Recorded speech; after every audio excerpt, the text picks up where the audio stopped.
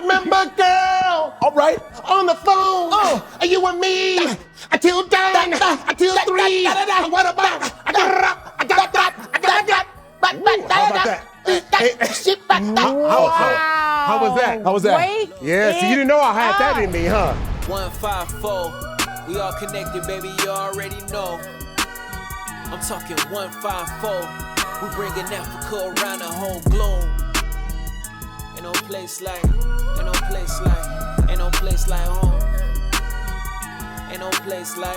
ain't no place like home.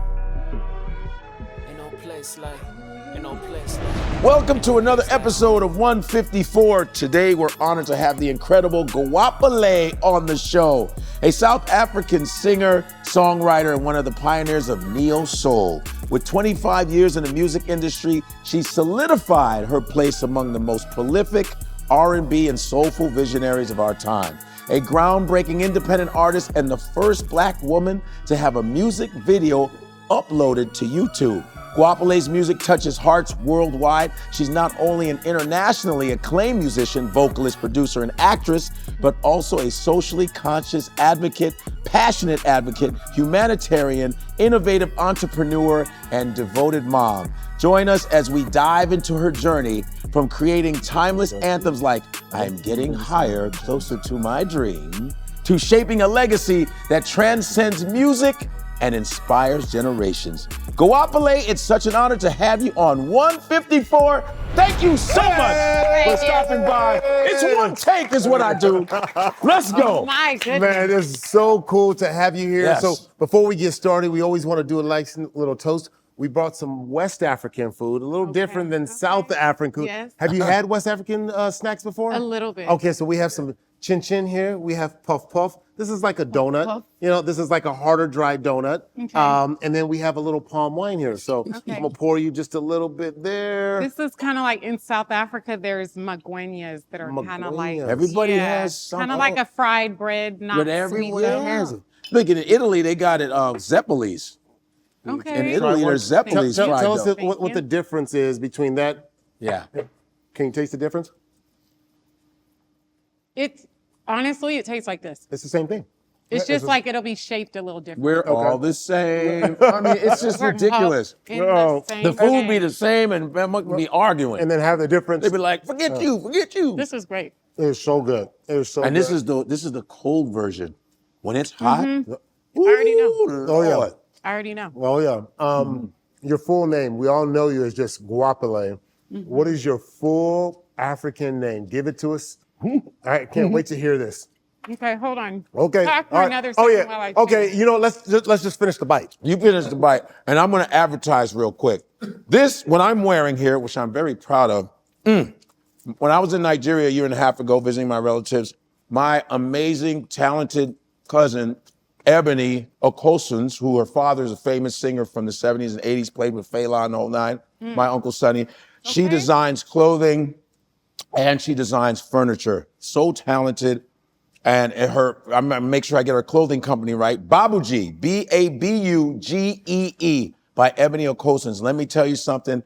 Go to her website, Babugee by Ebony Okosons. She is so dope at designing women's and men's. Yeah. I'm telling you, because I'm very picky. And when she laid out a whole bunch of stuff. It's very classy.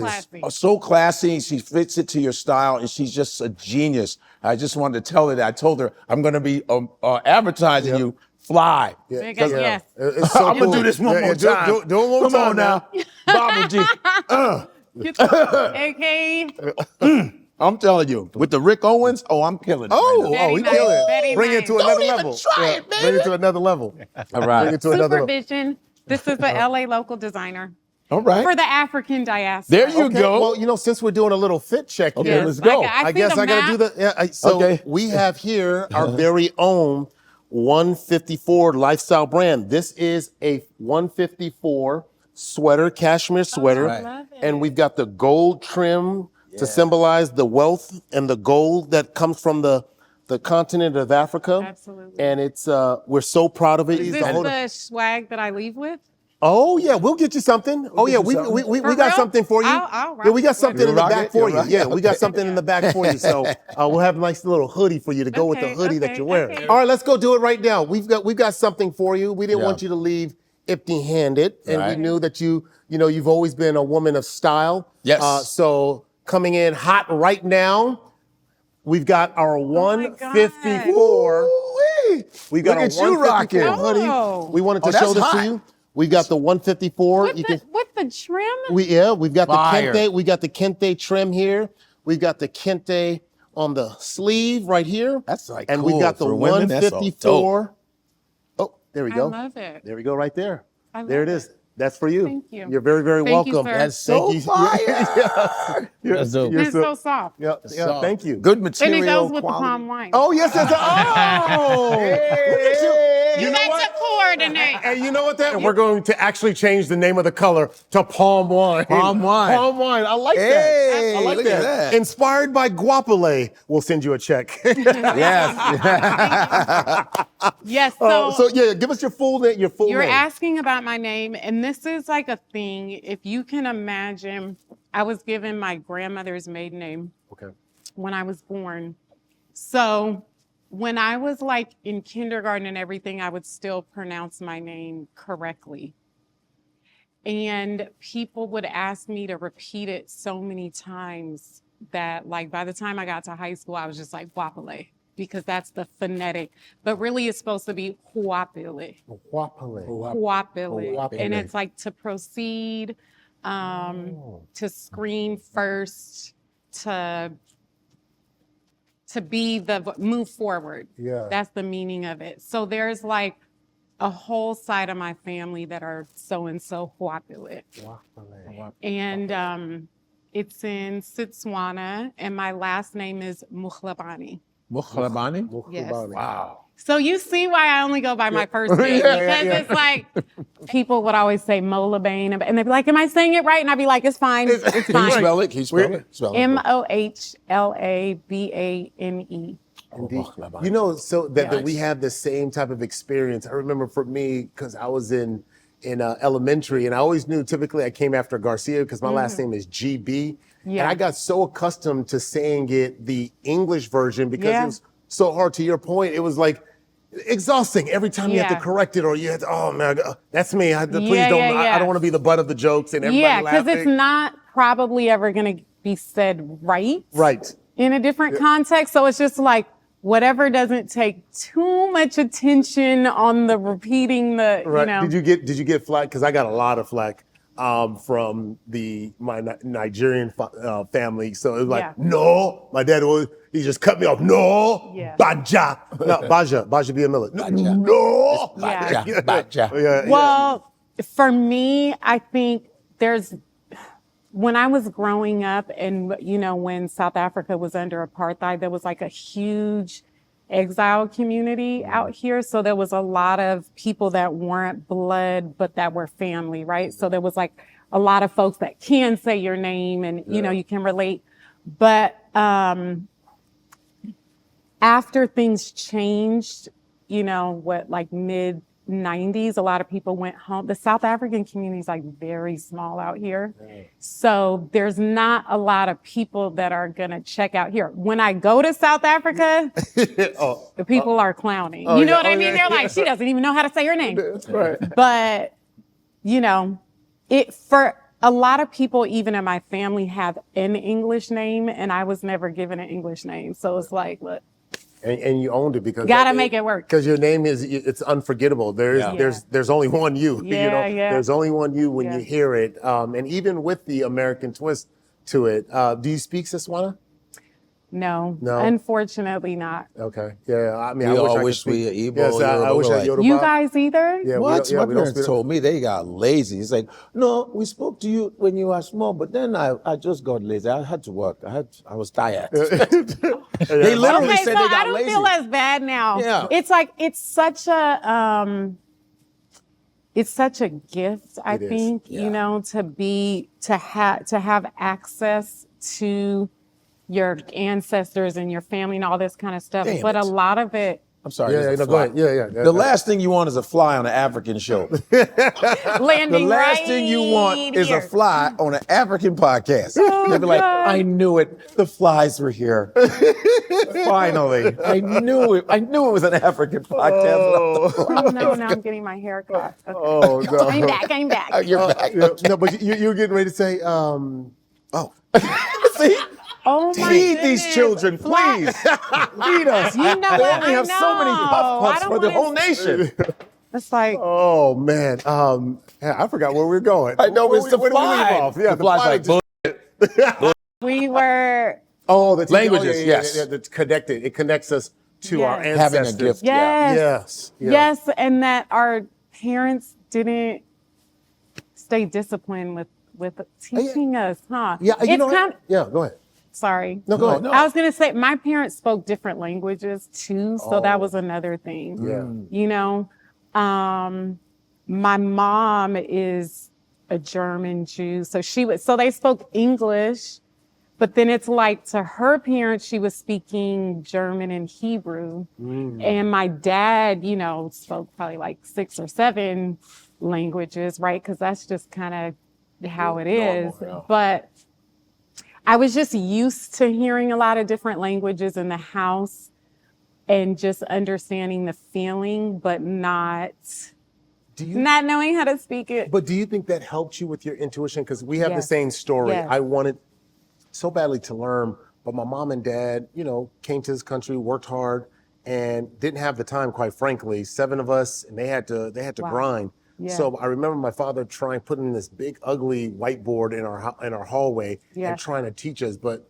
just couldn't keep up with it, right? Yeah. And the scheduling. But I think about what you were just saying is I feel like me not knowing the language, but understanding the tone And and the the feeling. vibration in No the doubt. household, No doubt. I could pick up and see things. Ooh, mama probably said this. Ooh, Yeah. daddy probably said that when Yeah. they were fighting or Yeah, if they yeah. were just having a conversation and you being that nosy Yeah. kid. And now in real life, somebody could be over there and you can just pick up You a feel the feeling. You can energy. feel the energy and be like, oh, okay. Absolutely. And some people don't have that. And I Yeah. think if you grow up in a household where there's a lot of languages or different languages Yeah. spoken, you have that certain sixth sense. Yes. Like you pick up to the subtleties and the undertone and what people are not saying. yes. But and I think also just in Swana culture, and I'll say just like the generation that my dad was, just like politically with things being so crazy in South Africa when he was growing up, there was so many things that weren't said because it would be dangerous to have all the information out there that you had to pick up on the subtleties and the undertones and be like, you're not saying this, but I think this is what's really What's going on. You know what I mean? And it would be like laughter instead of being like, yes, you're right. Or just be like, and I'm like, oh, Yeah, okay. I got it. Unspoken, but it's spoken. Yes. I hear you loud and Yes. clear. Yes. Your father, let's talk about your father because your dad escaped South Africa and lived in exile because he was anti-apartheid. Yeah. And that was a very dangerous time for him. What did your father tell you about that time? We did not talk about it a lot. Let's see. I'll say growing up in the Bay Area, I was born in Oakland, but I lived in Berkeley and Oakland, and there was a strong anti-apartheid movement going on. So it was about free South Africa, right? I grew up with that messaging and just like free Nelson Mandela, and one day there'll be a free South Africa. And for people that don't know, the apartheid system, it was just like major segregation, major inequality. Africans had to walk around with like passbooks instead of just IDs, like proving that you're legal. You have to live in certain areas. It was even broken up into different shades. Some of my family could live in this neighborhood. Some of my family would have to live in this neighborhood, depending on what complexion you were. Your family was broken up because of that? Wow. And I didn't even realize this until when the laws changed and I went back and we're like, oh, I'm visiting some family in zone 1, and then I'm going to this whole other area to visit, you know, some of my grandmother's side, and down to like the grave sites are segregated, you know. I'm sorry, I went down a path and I forgot the question. No. But I think it's fascinating because there's so much layer into that, because especially in America, like there's so much history. Godfrey is a great holder of history, and especially with Black history. But when you start talking about apartheid, to me, I feel like, especially as it's taught here in America, it's very distant. It's very short and framed. Nelson Mandela as kind of the face of it, and some bad things happen, but Nelson Mandela, and you don't really get into understanding how it broke people, especially when I think of Tyla, and she got so much backlash. And I think it was a lot to do with the fact that people didn't really understand the culture in which Tyla came from and the history of apartheid, because she used the term colored, and people just went. Well, there was a reason for that. Yeah, but I'm saying, I'm talking colored about was an insult. No, I know, I understand that. You know, I understand that, but there's a history in South Africa when it comes to the term colored and what was your experience and what did you learn about that? Let me not claim to be a historian. Yes, This is literally just like my perspective from your conversation. My perspective and my limited lived experience. Yes, we understand. So like when I was growing up out here, I knew my dad left South Africa to escape that system. He was going to be a part of the militant group that was going to overthrow the government, and they were going to get the country back, right? And my dad was not a fighter and ended up, leaving, going to Kenya, doing some training, but leaving that militant group, and meeting my mom, who went there for a college program thing. In Kenya? I know, this is wild, okay. right? They got married there, had us in California. And so when we were growing up, I did hear a lot about the anti-apartheid movement and a free South Africa, and the Bay Area is good for that. We're going to stand up for injustice. But I didn't grow up hearing a lot of what the experience was like. There was a lot of silence around that. It's not like my dad was like, this is what I had to go through and blah, blah, blah. He was like very social, lots of gatherings. But it wasn't talking about a lot of personal experience or the pain, or I don't know. We're part of that generation, because he had the same experience, because my father was in Nigeria during the Biafran War. His family was doing the Biafran War. But when you come here, because there's so much pain associated with it, that was kind of like the silent generation, where they kind of held on to that pain and really tried to cover that pain and not pass it down to the kids. And you just kind of focus on what you're doing here. And there's so much history and pain there that. And it wasn't, now it's cool to go to therapy and stuff like that. At that time, I don't remember hearing of any men going to therapy. Oh no. And that but there's so much trauma.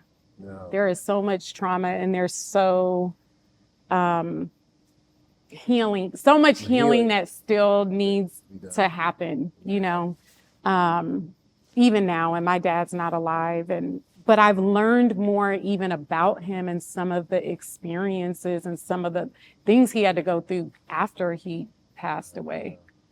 And I'm sure that had to have been, when you go back and you get those aha moments, like, oh, that's probably why he said this. Because even when you said they broke families up based on shades, that's another level. And you can only imagine what that did internally to groups. What that did just in that entire, I'm going to go over a zone. I mean, I hadn't heard that or learned that before. So it's cool that you shared that. And it's kind of wild. And I think because the generation that my dad grew up, he said he was about 8 years old or something when like he grew up in a multicultural neighborhood because South Africa is pretty multicultural, right? And then like, I think when he was in elementary school, maybe around 8 years old, they started doing the laws changed in a different way. That's insane. And it was like, we're taking note of who's in this house, who are the Africans. And it was like, and again, I'm not a historian, but I want to say it's almost like the brown paper bag type of thing on like, and you will be relocating to this area. And then for some family, it's kind of optional. Some family, it's moving here. And then that affects what languages you're speaking, right? And then you know what I mean? to each Are other. you keeping Swana and Sutu and these things as your language? Or it's like, then it's going to turn to Afrikaans in some areas. And then like, you know, most people speak English, but it's a whole, Have you met, oh my gosh, why am I forgetting the comedian? Trevor Noah. Trevor Noah? Yes. Yes, and because Similar. in his book, Born a Crime, and he talks about learning and knowing multiple languages, and for him, especially because of his complexion, and just you giving context that I didn't necessarily have then, but reading that, there were times that he had to flip because people saw his skin color, and he would flip and immediately be able to speak a different languages. In America, they would call it code switching. For him, he called that survival and intellect because he could switch it up and turn it. And that's how we can do all these different. And I was like, yo, I never saw it that way. But it is a high level of intelligence. Yo, I'm in danger. They think I'm something else, but I'm going to start speaking. Go, yeah, who's that, that light-skinned guy? And he's speaking the Zulu language or whatever it was. And I just thought, I never forgot that. That was one of my favorite reads of all time. Yeah. No, it's amazing. And his neighborhood that he grew up, I think, is only about 15 minutes from where my dad grew up. Okay. All right. That's heavy, man. When you go back there, do you still feel the apartheid energy? Kind of. Because when I was there, it was some music. We did comedy for, I think, Mandela's grandchildren, right? Me, Ari Spears. Subtle flex. Yeah, flex. It was specifically for them. Yeah. And I was like, oh, okay. Well, we're doing a regular show. No, we met them and went, okay. I was like, cool. Yeah. And we were at a boxing match, and there was the guy, Bofa, White Buffalo guy. He was a boxer, heavyweight from South Africa, white dude. And there was an American boxer. They were in the same hotel we were in. So we talked to them both. They was like, yeah, you should come to the fight, blah, blah, blah. So we go to the fight, right? And we go and watch, it's Michael Buffer. Oh, let's get ready to rump. It's real fight. We're in this place, it's a casino, and they have a comedy club in South Africa. This is Johannesburg, called Parker's. That's the first time I saw Trevor Noah's picture. I didn't know who he was, whatever. So anyway, so we go to the fight, right? And we're sitting amongst a lot of white dudes and, black. And so every time the white dudes started winning, the dudes would start looking at us going, yeah, like out of nowhere. We're like, oh, wow, that's intense. It's like that. I was like, oh, and American black people, I'm like, man, what? Okay, every time the black dudes started hitting, I started going, yeah, now what? And everyone's like, and all the black South Africans are like, what? I'm like, yeah. And so the white dude gets knocked out. I go, that's what I'm talking about. Now what? I went off. Yeah. And the guy goes, hey. This white dude goes, hey, you're in South Africa, man. Watch you. I go, I don't give a where I'm at. You guys started it. And I said, why are you wearing a Yankee hat? You know what? He was wearing a Yankees hat. You want all the smoke. Yeah. I don't. But you know what I'm saying? He walks in and he's like, I don't care if I'm by myself. You gotta he see, wants I'm all coming the smoke. from, Chicago, the Nation of Islam. I watched, in college, I go to Savior's Day, Malcolm. I'm like, what? I was like, man, so me and Aries like, yo, what? We were snapping. And then these big old South African dudes, black dudes go, don't worry, we got your back, brother. I said, yeah. So they left. I was like, I didn't, because I wasn't used to all that. But I wish somebody would talk to me like that. I'm not used to all that stay in your place. Hell no. Well, I don't think it's a stay in your place, but it is like, there is a lot of dynamics. There's a lot of dynamics. And, even though there was like truth and reconciliation and all that, right? Like kind of this healing thing, like let's bring it all in the open. There is a lot that still imbalancing, needs to come to the surface. You know Julius Malema? Who's Julius? He's of the EFF. He's Okay. like the Malcolm X of South Africa. Mm. It's really, at first when I first got there, they're like, oh, Julius, he's kind of crazy. I go, let me watch this guy. I go, oh, he just wants freedom for you guys. He's not crazy. And he's really making strides, and he's around. You never heard Julius? Look up Julius Malema. Yeah. Okay. He does not hold his tongue. He's always in Parliament going, no, we're tired of your tricks. Every time you say the same thing, all the time. You separate all the Africans. You border us off so we can't come together. We are tired of your nonsense. And I mean, that happens everywhere, yeah. right? Oh, no It's the doubt. divide and part of the conquer, you know yeah. the racist regime. We talk colonialism. We saw it here during the Jim Crow. Yeah. We've seen it go out, and I mean, I wonder, you know, having that history with your father being raised in Berkeley. What was that like growing up as a mixed child? Was there in the era was that a problem for you? Did you feel any type of confusion? How was that for you? Because my wife is biracial, and so I've only learned in my marriage that it wasn't always easy for her. And for me as a dark-skinned dude, I thought it was always easy for her, like, you know, or for people who were light-skinned. I thought, but she had her own battles You of know, how people treated her. It's interesting. I think being in a place where there's systemic racism, there is, it's not good for everyone. You know what I mean? It's bad for everyone, systemic racism. And there is certain privileges, you know, that maybe need to be recognized. There's probably been some times, you know, moving through the world that maybe some things are easier, but it's weird. Yeah, it you is. know, I think when I was growing up, it wasn't, being multicultural wasn't as common. So people were confused by it sometimes. And like, if I walked in somewhere with my mom or something, people were like, wait, hold on a second. Like, your mom's white? Like, wait, hold on. I don't understand what's happening. You know what I mean? Or just lots of questions where I feel like now it's like most people's families are mixed. It's so many, and it's not a thing. But when I was a kid, it was a lot of like, what are you? And then when I said South African or South African and Jewish, people were like, but, huh? Like, what are you though? That doesn't even make any sense to me. Did you feel like you ever had to defend it? Because, you know, if you was like, oh, well, you're black, because I know my pastor who married my wife and I, he's also Miles McPherson, biracial. He's talked about it, where he goes, he's like, you know, black, they say you're not, you know, this, you know, white, you're not white enough. And you go, then kind of sometimes you feel lost because, you know, you pick a side.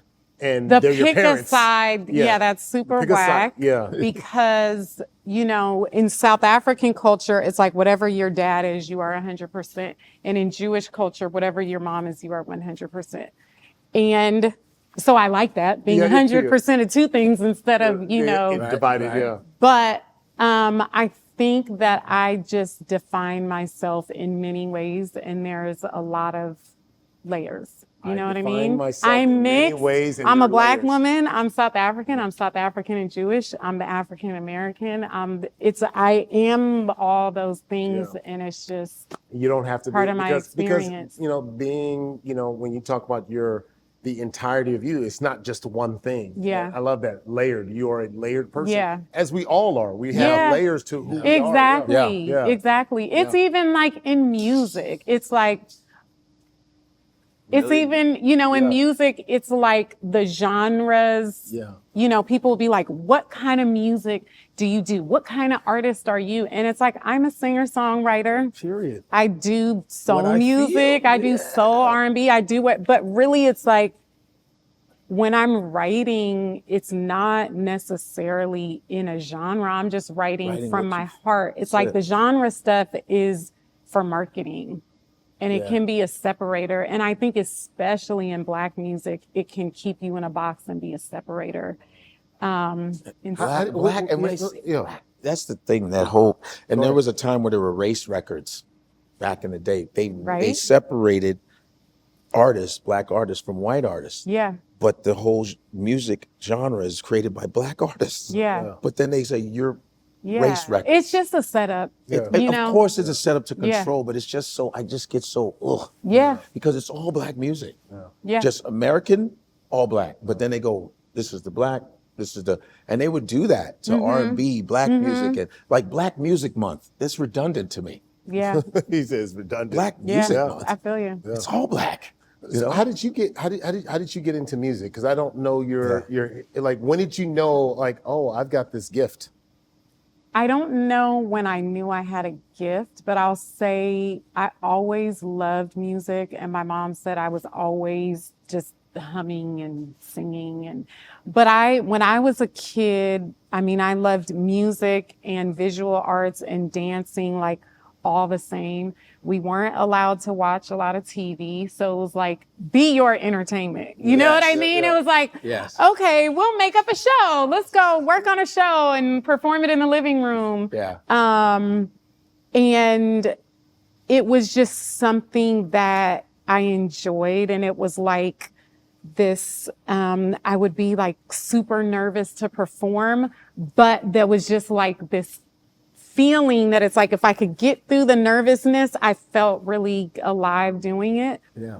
And I grew up around a lot of like extended family kind of people that were artists, because that's also one of the ways you could leave South Africa legally. You could leave as an entertainer as long as you didn't talk or sing about the system too much.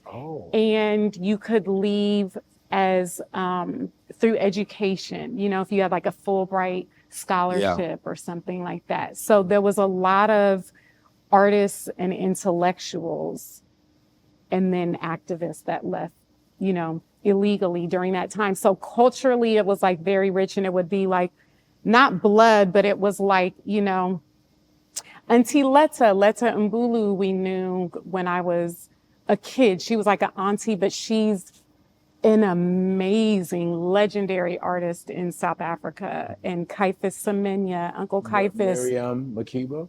Miriam Makeba. Yes, I met her at a house party back in the day when I was a kid. And it was like Auntie Zinzi. You know, Makeba? Huma Sakela. That's my buddy Sal. You know Sal Masakela? Yes, Sal Masakela. Yes. And so we grew up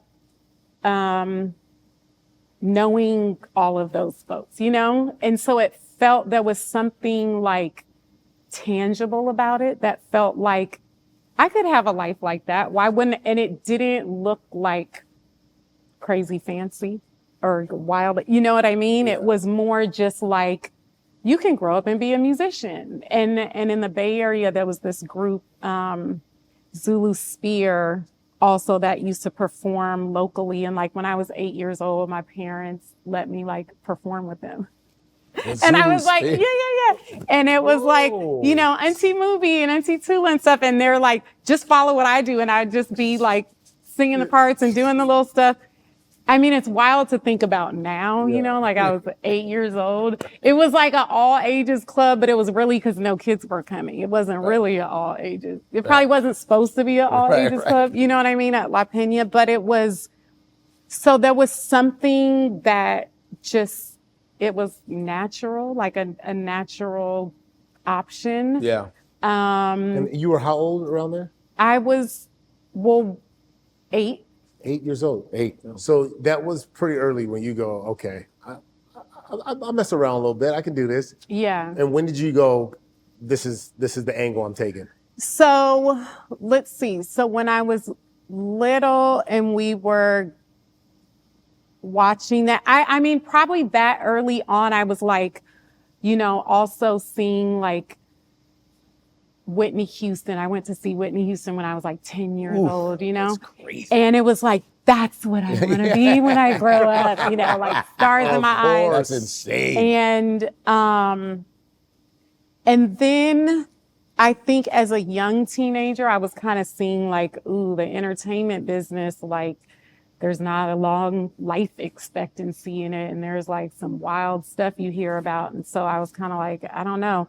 But probably by 11th grade. Like I had already been singing with the choir. I had already been performing, singing a cappella at like youth conferences and like rallies and protests. music, and this is a acapella. different kind of, But not the talent shows, but like at themes. Activist singing And is the real Bay You thing. know what I mean? It was like, are you going to say something or are you going to get up there and sing? And that's really, I was like singing Sweet Honey and the rock songs. Ooh, that's when you know. And I was like, let me get training because this is what I want to do, like for real. And I started then getting vocal lessons and I was like, I'm going to go to a music school. Nice. Yeah. Dope. So you decided after high school that you were going to go to straight into music school. Yeah. Yeah, and there was no It's looking like back. the only place I applied to. Yeah. The Bay Area, you talked about activism. The Bay Area has produced a lot of activists. You think about Huey Newton, Angela Davis, Tupac. You know what I mean? Yeah. Like, what's in the Bay Area? What's the consciousness level that have produced so much of that in the Bay Area? I don't really know.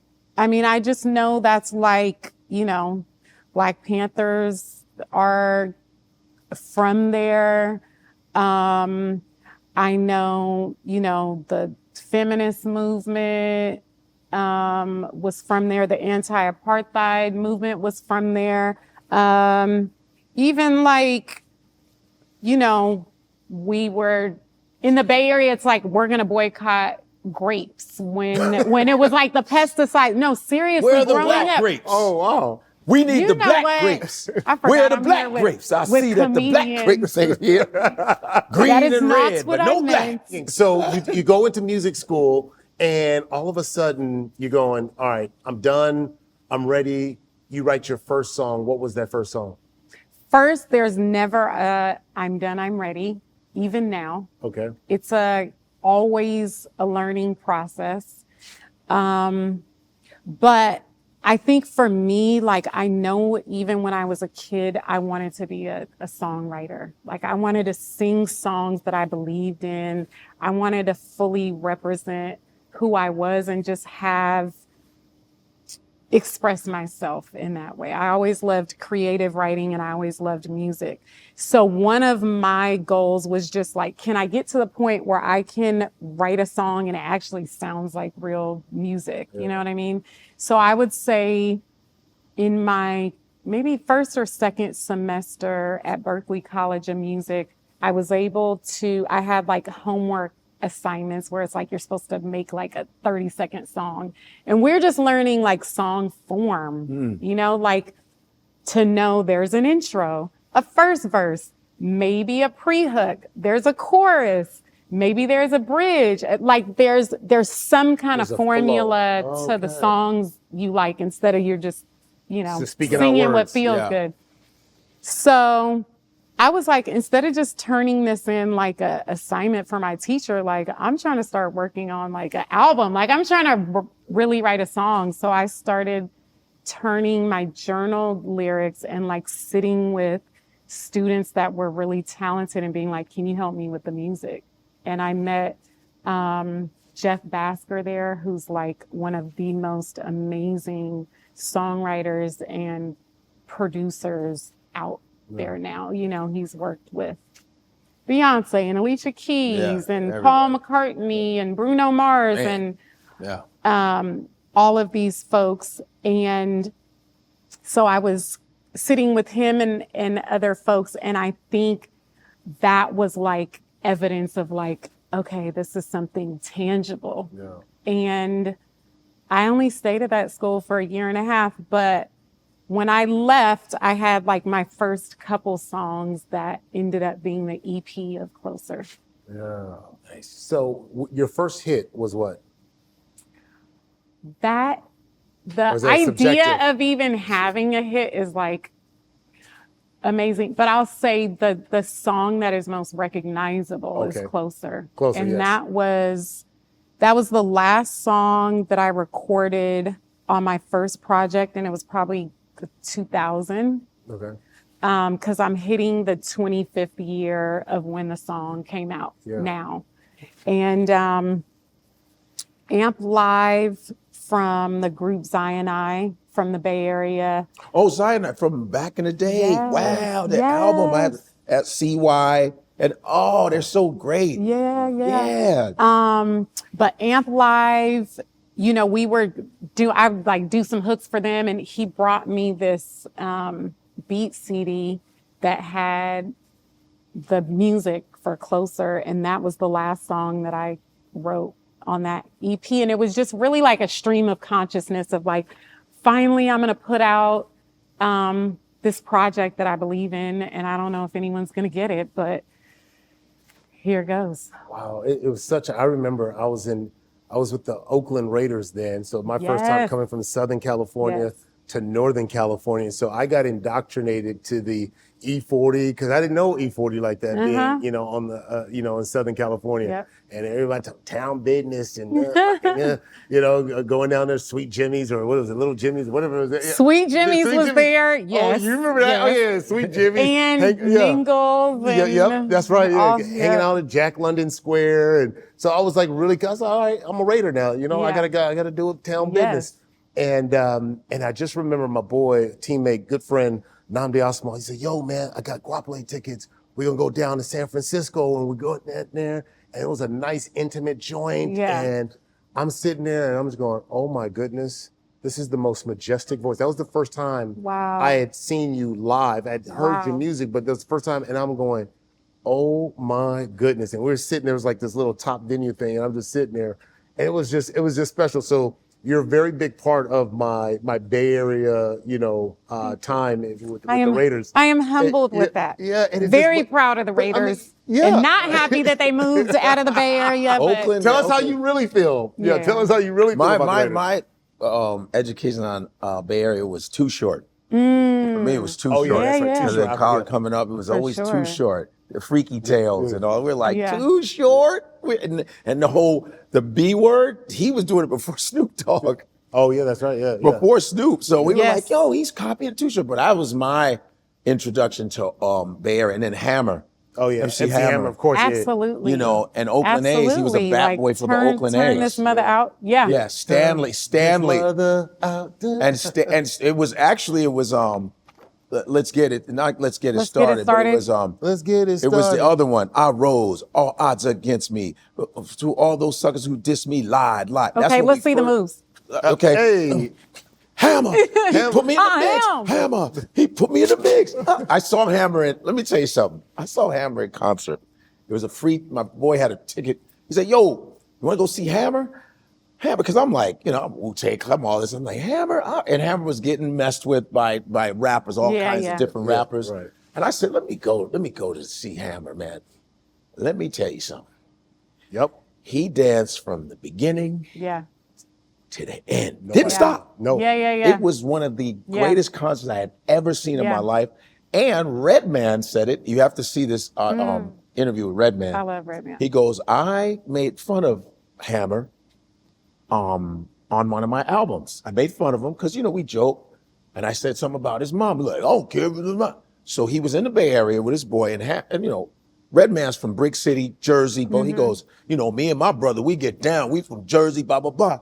I'm at this club, and all of a sudden, Hammer comes in with 100 people. Like, he goes. He had an entourage. He had everybody, he goes, and he didn't know. He goes, Hammer comes in, and we're trapped. He goes, there was people in the exit doors, boom. He goes, and them 357, them was there too, ready to match. This is one of the funniest interviews. He goes, and we are usually never afraid of anything. Hammer comes up to me and goes, listen, I'm a fan of yours. I think you're so talented, but nobody talks about my mama. You understand that? He goes, Mr. Hammer, I'm sorry. I apologize. I love the Bay Area. And I want to keep coming back.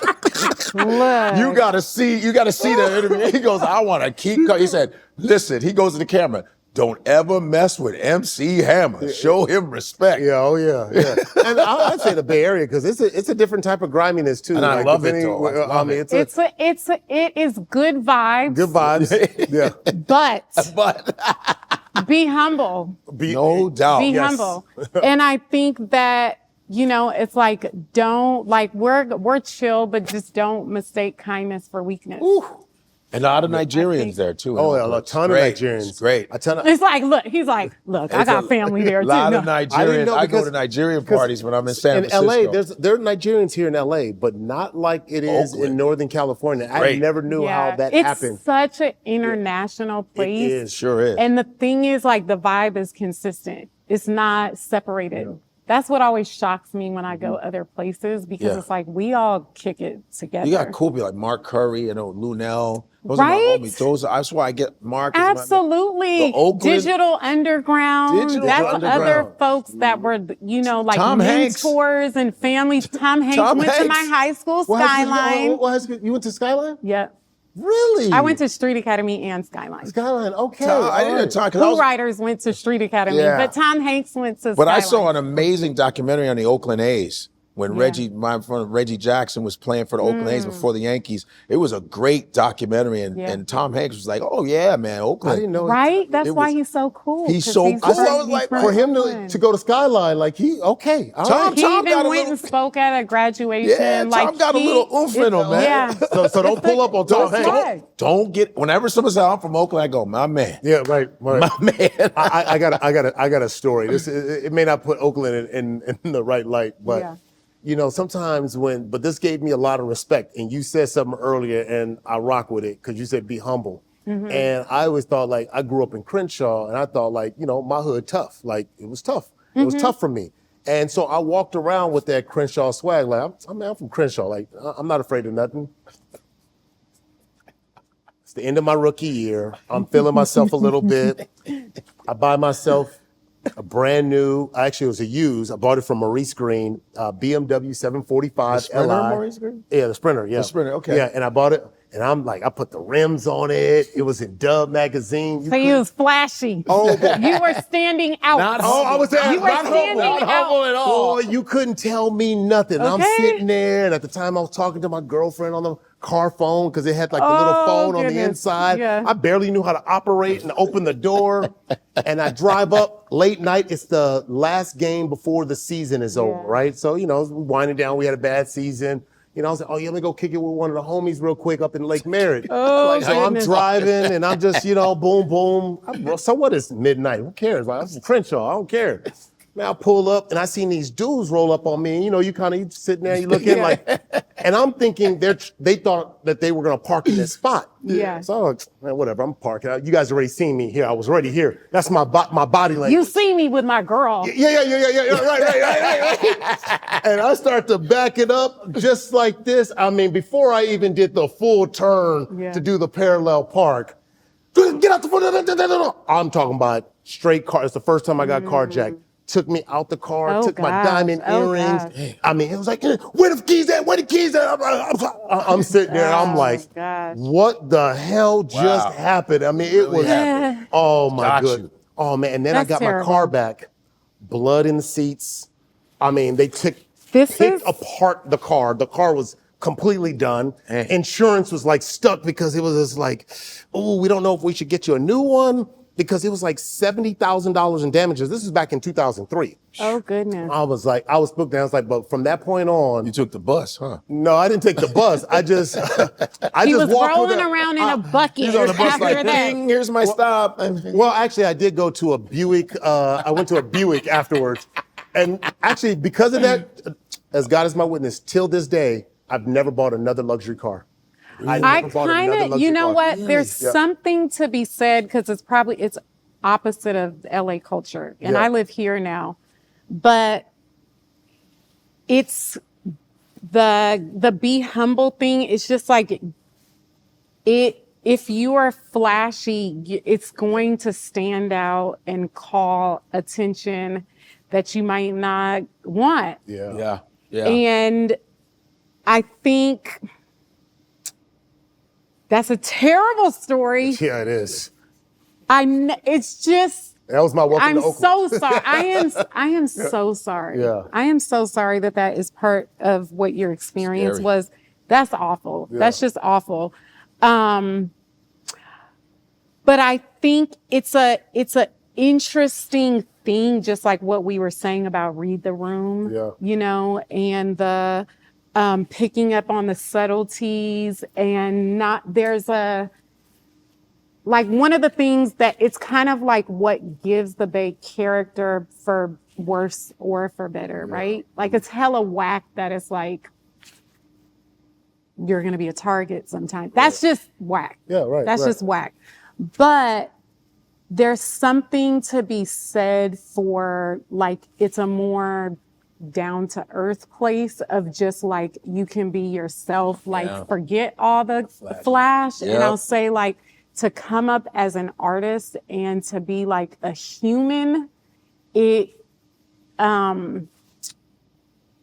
well-roundedness that we get. And there's like a grit that's like not caught up in all in the flash. Yeah. And you get that. That's the difference. Like, you know, being around E40 and, you know, his sister. And be creative and make up your own swag and find your own way and all of that. So it's like, now I'm going to be visualizing that. And people have told, I mean, there is just. There's a griminess to your hometown that you have to know, but like the people are cool. Like I loved my time in Oakland, but you do have to be vigilant depending on what corner you're taking. I mean, oh my goodness. Because I mean, I remember the Raiders, they were so shocked. I mean, they were like, oh shoot. They sent a police officer to stay at my house the entire day because I didn't have my keys or nothing, you know, like, so they stayed out until I stayed in front of my property until I was able to change out my keys and the whole nine. But that was the time. And it can be unassuming too, because it's like, it's so green and we have all these trees and it's like, you're by the lake and it's like, it's beautiful. And so you're like, why would I be looking over my shoulder? You know, it's a thing. Be humble. It's a thing. Bird watching. I want to talk about your music because your music has also been sampled a lot. Yes. And this is something I'm learning. I'm not in that field as far as when it comes to music and stuff like that, but I know Kendrick, Chris Brown, Drake, YG, there've been people who have sampled it.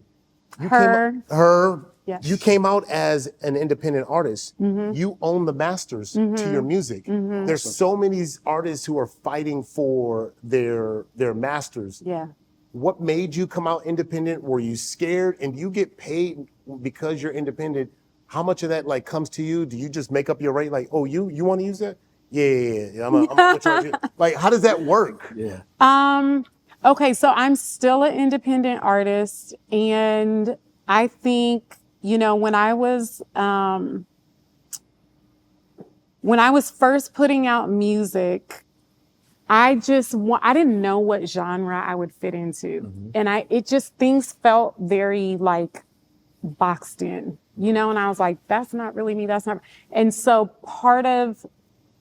I didn't want to have to be contrived or have to fit a mold. Yeah. And so me and my family, you know, my brother was managing me at the time and my partner, like we were just like recording and we were like, let's just create the audience and the demand so that I already have a platform when I'm coming into the music business instead of like waiting to be discovered. And then they're going to package me in a certain way and be like, you got to do this and da, da, da. So I was like singing at parties, like my brother's DJ crew, Local 1200. I was like, I would sing at their stuff. I would do this, I would do that, and like start building a fan base. And we just like pressed a couple thousand copies of CDs and sold those. And when those sold, you know, started, you know, pressing more albums and selling them consignment. And then Hieroglyphics, amazing independent group, and Souls of Mischief, who have been, legendary rappers, independent artists in the Bay Area, helped with a distribution deal early on. Through Red, because we had been like collaborating. I was like singing on some of their hooks and, you know, Casual and Pep were doing features on my album. And then we did more together, but there was a way to keep growing without having to sign a major deal. Did you ever want to sign a major deal? Were you tempted by that? I wanted to be empowered. by any means necessary. And so that's kind of what it was. It was like, let's just see how far this can go. Yeah. And so independently, we got to maybe like 65,000 records. And then I started meeting with a lot of different labels. And then at that point, I didn't have to like prove who I was. Yeah. Do you know what I mean? And then our label Sky Blaze like paired up with Sony to do the Even Closer and Change It All. And then I got out of that deal and, you know, went to other distribution deals with my label Sky Blaze. But I think the Bay Area has kind of an independent, like rebellious spirit. Even in soul music, Let Us See was, you know, coming out of the Bay Area, and she was selling all kinds of CDs on her own before her major deal, and Martin Luther and I'm gonna say right, that you know, Raphael Sadiq, Tony Martin from Luther, there. in Vogue. I used to go to see Martin Luther at Temple Bar. Yes. I love me some Martin Luther Yeah, and John yeah. Solar, John Black. I used to go to Temple Bar and see all this, and I would have Temple their Bar CDs was and the come spot, and hang out. Sarah. And I just met Ledisi not too long ago. Just met her first time, Mm. Ledisi. She's And- amazing. And so this would be like the neo soul, right? What is the definition of neo soul? Because I don't think people know the actual definition. I don't know the definition either, because once again, it's like another marketing thing of like, but I think it's just new soul. Like to me, it's like those of us that were raised on soul music, but we were the hip hop generation, but we are singers and we're influenced by jazz and funk and all these things. Right. We're putting out our version. Sometimes it bleeds into R&B. Sometimes, you know, it's different things, but it's like, to me, when I first heard D'Angelo and when I first heard Erica and when I first heard Lauryn Hill, I was like, okay, they're doing the music that I want to do. You know what I mean? It's like, Intellectual. it's like I loved Prince and I loved Al Green and I was also listening to EPMD and I was also Tribe. Tribe and Digital Underground and all these things of like soul samples. Yes. And like the grittiness, but also like It was an the eclectic mix. pretty, Yeah. And so And it I was think positive. that's kind of It was Anthony a Hamilton. lot of it. You were the graduation song of like 10 years. You mean- know. I mean, I was just like, know. listen, I run man, you into graduated- adults and they're like, I graduated to your thing. And I was like, what age? Right, all my kids, I think all my kids even like, you know, they were playing that. It was like, oh, that's the graduate. It became the unofficial graduation so song. wild. You replaced da na na na na. I'm like, man, Get that out of here. That's I great. love that. That's so great. I love that. Yeah, because it's so positive. It was just, and it's still like, even when I hear the music today, I still get that feeling like, you know, yeah. it just gave you that believing that you could continue to go higher in a positive way, especially Thank when there you. was so much. It was great. Rah, rah, rah, It was rah, rah. amazing. Yeah, yeah. I want to know this too, because being a comedian is different, but as streaming, how is that affected? Because it's like you got people dusting off their shoes going back live now. Everybody's doing reunion concerts because the streaming has, I don't even know how many streams you got to have to get I don't know either how many streams have to equal like one buying of a single. Do you know what I mean? Yeah. It's kind of crazy. The music business is real crazy, but it also it's a real mixed bag. Yeah, you know what I'm because saying? you were ahead of the game in being independent, because now you're seeing Usher and some of these other guys, like they're going, you know what, I'm going to go independent. You're seeing some of these people go out and say, I'm going to own my own music. Because once you got part of the hustle, you know, understood the hustle, hearing some of these artists and just having them have the freedom to be able to speak up and talk about how dirty the game is. Because you're thinking, you know, these music labels, they'll dress you up in all the finest clothes and the chains and the whatever. Go out there and look as rich as possible. Yeah, and they're like, pay us back. Yeah, Pay you us back. owe us 100 Right. On million. your bill. Yeah, and then all of a Yeah, sudden yeah. you realize like, oh shoot, I don't have anything. I look rich, but I ain't rich. And Yeah. I heard an actor say this one time. He said, you can be popular and poor.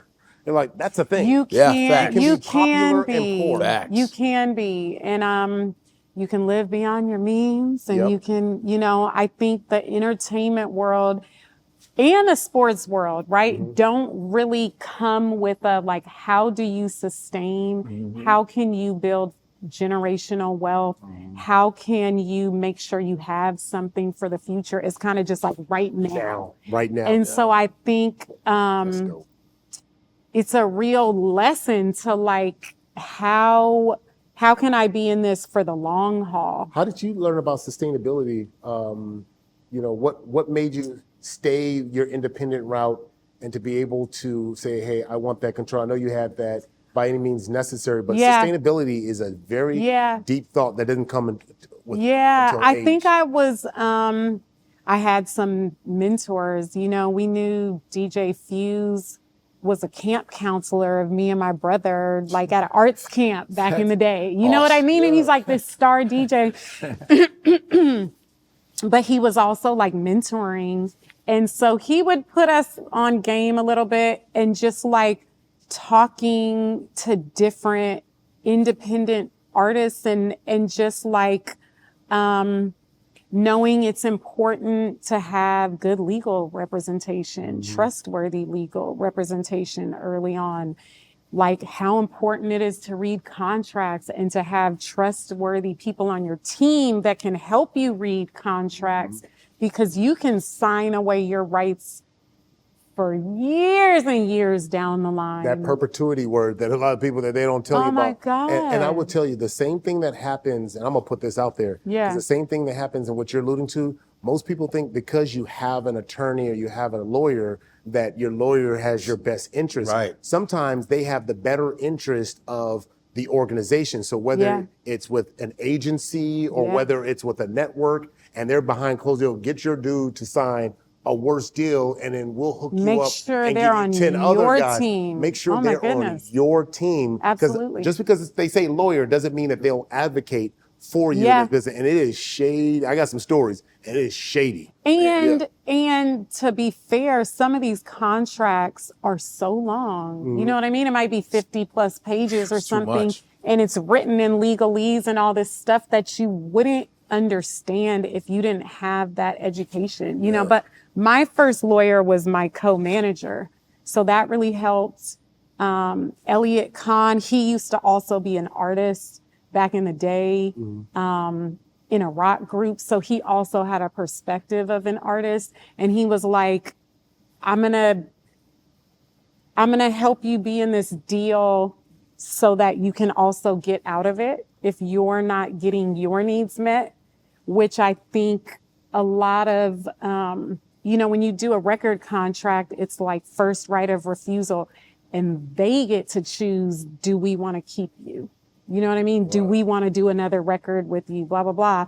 And so he made it so even within that, hey, if they're not meeting these goals of ours, we can get out of it after this certain amount of time. So I'm not like shelved forever and in this terrible contract. And they can do that forever. Yeah, because if they have an artist that they think that they want to go above you, they can put you and say, okay, well, I'll just take it over. You might be for some years, like I can't put out any music or they don't like anything that I'm doing or blah, blah, blah. And it's like, and that can be, I mean, that's our livelihood. Absolutely. You know what I mean? And then like, it might be your legal name. It might be like, you don't want to sign away your name. You're right. You know, there's just so many things, but I think, for me, community is really important and mentorship is important. So I think just sharing knowledge and different artists and producers did that with me, and that kind of helped. And I think I came out at the cusp of people knowing you want to have your masters, like you want to have some ownership. So there was always some of that in there. Okay. So even now with like watching us, Wale and Leon Thomas did a remix of Closer. That's like amazing and doing really well now. And it makes me so happy because I still get to be a part of it, right. You know? You get paid for that. Mm-hmm. I'm I'm not going to be all up in your get business. all in the right? business. I'm Go going to get a little bit in your business. Like that Well, money like doesn't as go a to anybody song, else. That just goes to you. no, it's not that it doesn't go to anyone else. It goes I mean, a within lot your of team, it within goes your to a team, lot yeah, of different places. But the thing is, I think that's one of the things about like writing your own music is that you get to be a part of that song living Forever. on forever. Do you write for other people? No, but I would like to. You like to? Yeah. 'Cause I like Babyface. I saw Oh him my on social God. media, and then he's like, "Hey, I bet you didn't know that I wrote this song at one of his He's a concerts." giant. And it was just going on. And I was like, "Oh, I know this song. I know." I said, "Dang, Babyface wrote all Oh my these God. I saw songs." him at the crazy. Hollywood Bowl performing with Charlie Wilson, and Babyface Ooh, is like, ooh, baby. But he was, he sung some of his songs, which are so beautiful. And then he started getting into the catalog of like everyone else's it's biggest songs. unreal. It's unreal. He can't even touch it. It's that like there's not enough time to touch on, and then you think of like Stevie Wonder also, has written for so many other he's got a big people. catalog. Lionel Richie. Okay. Lionel Richie. He was These Kenny are Rogers. He would say- giants. Kenny Rogers would call Lionel Richie and go, that lady, that's Lionel Richie. He'd go, I need a song. It's amazing. It's and amazing. I just saw Teddy Riley talking about when he had to Remember the Time. Yeah. He was like, that's my beat. I was playing it for Wow. Michael. That's right. That's right. That's It's true such story. a good story. It's a true story. He goes, I'm playing this beat, and Michael goes, come here, let me talk to you. He didn't say it like that. He said, "Come here. Oh, I knew you couldn't wait to. I want to talk to you." You sound like Akbar Jackson. No, this is Michael. There's Jabbar and there's Akbar. No, Godfrey, stop. You're being mean. What is You're that? being Oh, mean, Godfrey. my You're God. being mean. Oof. Shimon, now tell your story. Shimon, now tell your story. Oh my God.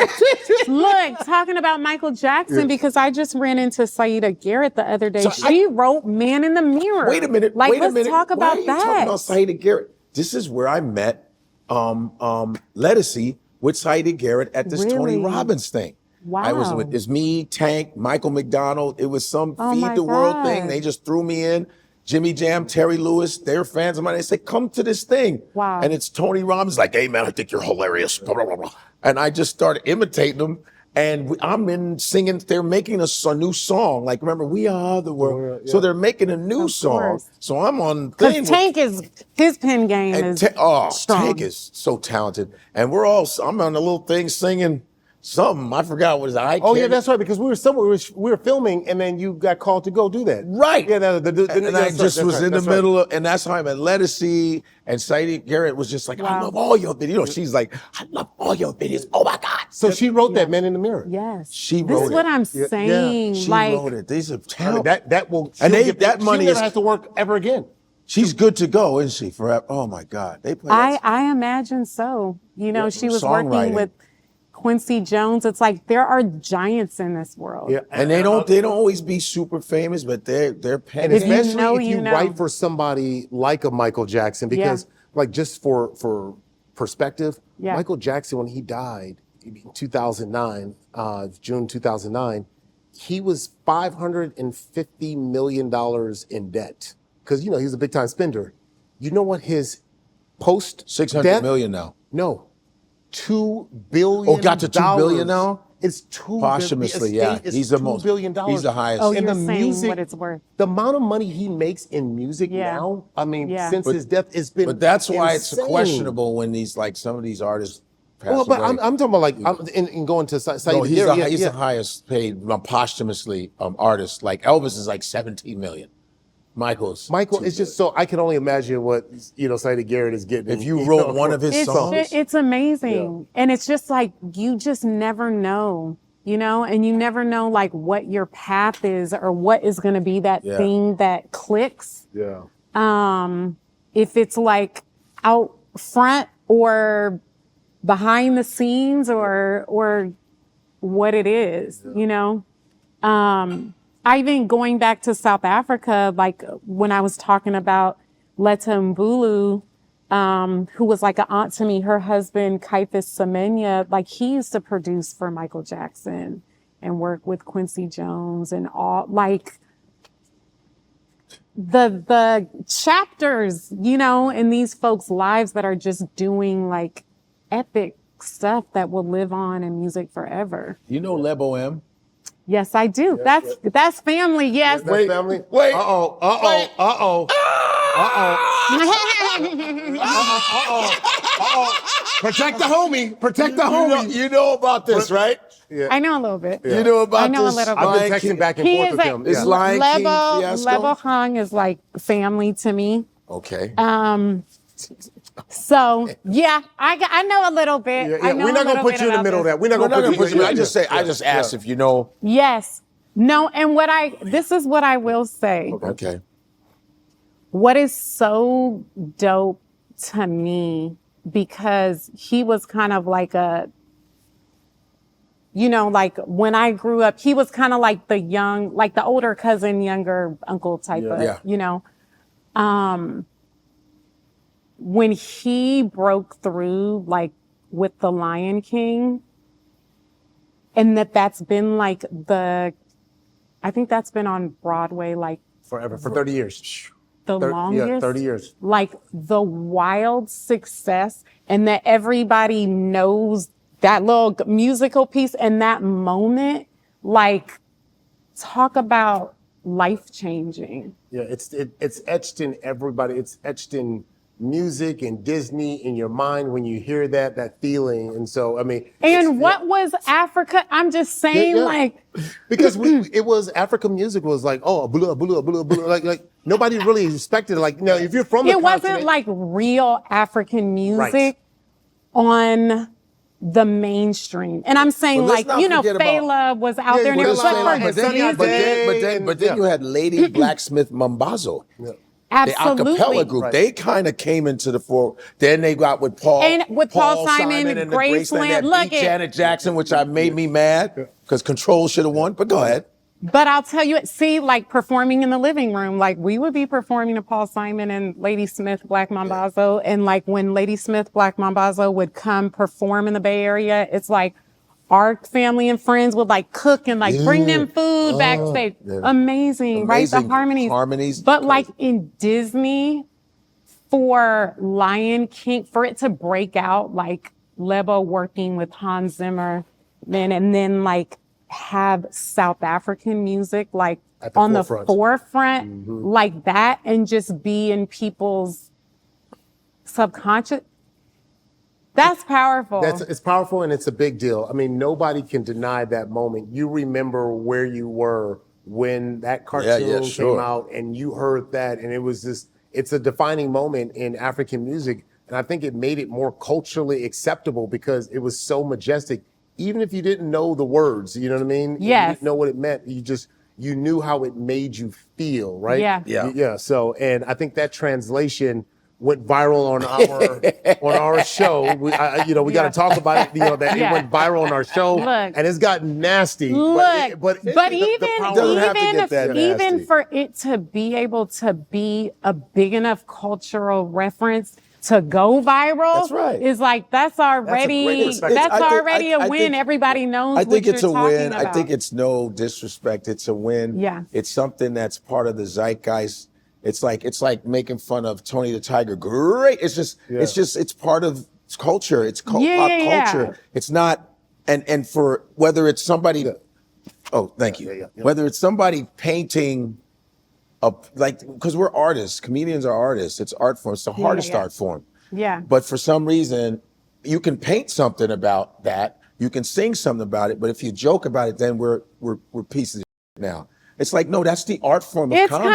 It's kind of a compliment in a way. If it can be so big that you can. Yeah, and it's so innocent, and it's like comedy is deconstruction of things. Yeah. It is what it is. That's the art form. There's nothing you're going to say to me on how to do it if you don't do it. Yeah. But I'm not saying you can be irresponsible in your art. You can sing the wrong thing. You can paint the wrong thing. But most of the time, it's what it is. It breaks things down to the simplicity and going, yo, can you believe? Yeah. And it's kind of like, once again, like with the subtleties, right? It's like maybe the literal meaning of that iconic moment is like, here's the line or whatever, but it's also king, and it's also like African royalty and all these nuances that sometimes don't all the way translate in English, but it's like, if you know, you know, and it's still like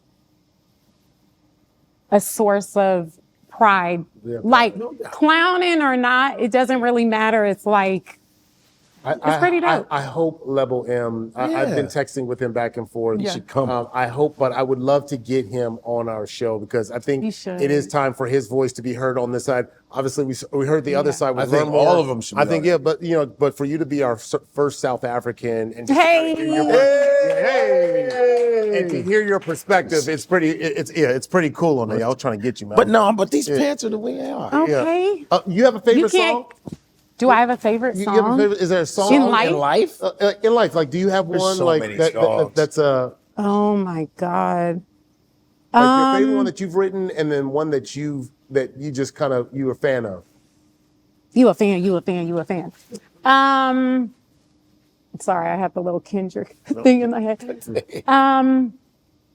Favorite song, There's no favorite. it so changes like according to my mood. I'm someone that listens to music like driving around, Soundtrack. in the shower, going Yep, to sleep. yep. So it's like a constant, just yeah. what song will rise to the mood that I'm, that I'm Yeah, in. right. I'm in this mood today. Yeah. I would say, How we go by genres? How about rock? If it's rock, what do you- okay, let's go by genre. let's go by genre. Let's go Let's say by it's rock. genre. It's rock. Rock, I would probably start going in the rock blues Okay, type let's of go to thing. rock blues. I would say like, oh shoot, Into the Mystic, Van Morrison. Van Morrison, all right, brown-eyed girl. Yeah. The Fly's on an African show. And it's only Stop one it. fly. It's one, yeah, right. It's We one need fly you that to be it gone. why don't you Let us interview have me? our peace. Since we talk Let about us Africa, have our interview peace. me. We don't have a don't fly like here it. going. "Bzzz." We're trying to dispel the stereotypes. And But you know the fly. No other fly shows up except on. I don't like African it. fly. I don't like Oh, it. get out of You here. are You're not welcome right Yeah, now. right. You're This not is welcome. what we don't need to see on an African Get him podcast. off of me. Okay. Stupid, dog. Gosh. I was like so I have bad. something to say. No, you don't. Get out of here. I was like, Okay, it's just one. What? This is All no of way. in our mix. It's trying to Oh get to my Puff goodness. Puff, Okay, man. so you got rock. What Rock. about pop? Pop. Ooh. Ooh, it's a lot. Oh my goodness. Okay, you bet you there's only one name because I mean, There's this, only one name? Of course, you and I know Oh, Michael. he's the king of pop, rock, and soul. But it doesn't mean she gonna listen to that. But she listens to I Mike. do. No. Yeah, Time. No, she does. Every move she listens to Mike. I can promise you that. I can. Mike and Prince. Mike and Prince. Very Forrest Okay. Gumpy. Just I can promise you that. So I'm gonna say like adore Prince, and I would say Okay. for Mike it might be like Human Nature or something Oh. because I like the real vibey ones. Oh, Wait, what are you tone deaf? What was that? That wasn't Human Nature. I think he was doing the piano part or something. Yeah, thank you. No, he was like, See, she can hear. She's the musical person. No, she knew I was but doing you the were piano tone deaf part. because she was like this. What? You know what? Look I am not out. gonna Go get ahead. in between the. Okay. So You gotta. What? Wait. Yo, clear your throat. Watch. Yo, you're tone deaf. But he was like, You see how he's doing me? What? Now you got me all nervous. She is like Oh getting my sweaty. gosh! No, I you're like this. can't. You're like, Hold on. I can't. I whispered it because I knew he was going to make fun of me and not give me a chance. Did I have a chance? No, I think you didn't even know what song he was You trying know to go. what? We are all on the same team here. Do you remember, girl? All right. On the phone, you and me, until dawn, until 3. What about? I got that. How about that? How was that? How was that? Wake Yeah, so you didn't know I had that up. in me, huh? You know what I listened to? That a was lot? just a little warm up. That He was a was warm like, up. he had to. I always listen to He was trying to come at For me. Michael, I listen to Jam a lot. Jam, it ain't too much, because they shot it in Chicago. Jam. And I They was go to around Jam, when they hot shot. damn. They said, Okay. Michael Jackson and Michael Jordan And are Heavy D. meeting to shoot. So it was a Wow. big deal in Chicago. They closed off. We were like, they're shooting a video. Jam, MJ and MJ. MJ, yeah. So I love Jam. Oh my Jam. God, that's so epic. Yeah, and you hear Michael singing about things going on in the world. Michael was spitting bars. Oh, yeah. Yeah. And so Yeah, I was yeah. like, oh, and it's so intense, and I love Yeah. Jam. Jam's one of my favorites. Yeah. I love Jam. I could see that, especially in the context. Oh, yeah. And you like the high energy. You are intensity. I'm intense. Yeah. I'm in Jam.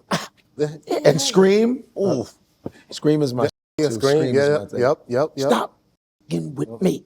Stop. Oh, I'm tired of injustice. Go on. I'm tired of these schemes. Go on. It's kind of injustice. Yeah. So what does it mean? Go ahead. Woo. You're kicking me down. I got to get up. As jack as it sounds.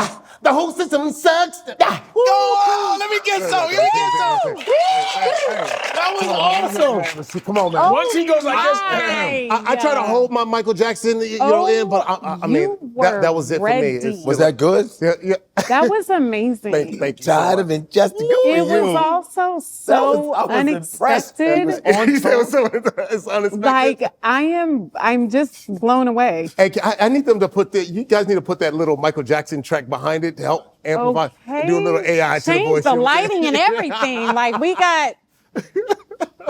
I wasn't ready for all this. You weren't ready for all this. I want to talk about the streaming because Wait, but we didn't get to the other Oh, yeah, rap. genres. Well, We what about didn't rap? get past. we got pop. You said Michael Jackson. Hip hop. We forced you into Michael But it Jackson. depends on hip hop. We forced you into that. It depends on hip hop, though. The types. Hip-hop. Oh my goodness. You know what I'm saying?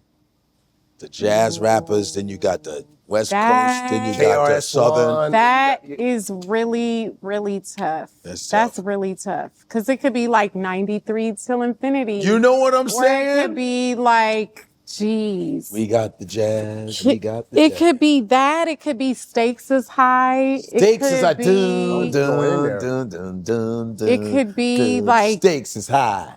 You know Oh what my I'm gosh. saying? Or I mean, there's so many digital songs. It could be Kiss You Back. yeah, It kiss, could oh, be- kiss me and I kiss you back. Right? Oh yeah, you're right. It's too much. It's too much. Too much. It's What about gosh. black women soul singers from the 70s and 60s? Hmm. How about that? Made real specific. I would put Nina Simone on there. Okay. There we go. I would put Aretha Franklin. There you go. I would put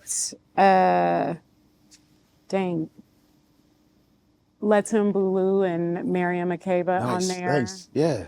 I would put Gladys Knight on there. That's what I was going to Gladys say. Knight. Gladys Knight. Gladys. I mean, and then let's get It to the just keep- guys and let's go Yeah, like let's go with the guy. Stevie, Al Green, Green. Curtis Mayfield. Ooh, come on. Otis Redding, Everybody just, James Brown. Wilson Pickett, they all cold. Everybody was cold, though. Yeah. Oh, Everybody my was cold. Yeah. Don't it could be unknown, some What, semi thing. Marvin Everybody Gaye? came with it. Marvin Gaye. Yeah, Marvin Gaye. You can Yes. name them all. Yeah. Just name them. They go, yup. Donny yup, Hathaway. yup. Just keep going. Yup. I They were all mean, cold. and then let's go. Let's get a little. Let's start go. going. Where- Anita Baker, Anita- oh. Sade. Sade. Oh, man. oh. Love you go, what do you Sade. got? You got Mickey Howard. You got Phyllis Hyman. You got Shaka Khan. Shaka Khan. It just keeps going. It just keeps going. Yeah, Yeah. I it's- mean, everybody's it's a dope. lot. Yeah. It's a Yeah. lot. Yeah. Where did you, by the way, in the 80s, where did you land, Prince or Michael? Where did you land? Be honest.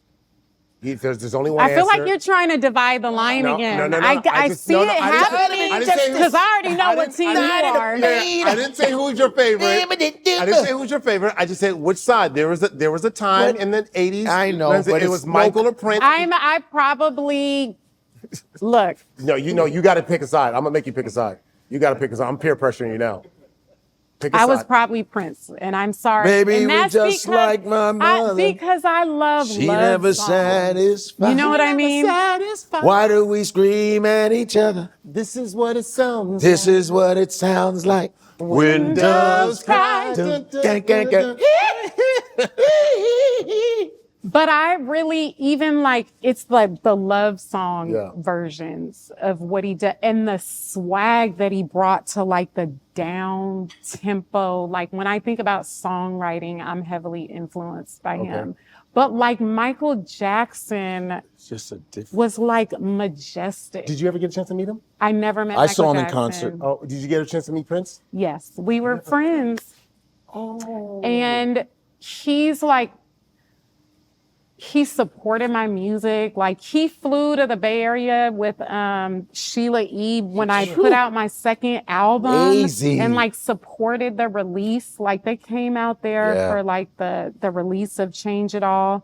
Wow. He supported so many independent He artists. was a, like he was he a would very just show up. accessible dude because I had a friend, my boy Naz, shout out to my brother Nasir Metcalf, actor, activist. He was his bodyguard for 2 years. You know, because he hustled. He's an actor, but he was like, yo, hey man, I'm bodyguarding for Prince. Yeah. You want to meet Who's him? not going to want to do that? And so he would come to New York in West Village, Village Underground, right across from the Blue Note.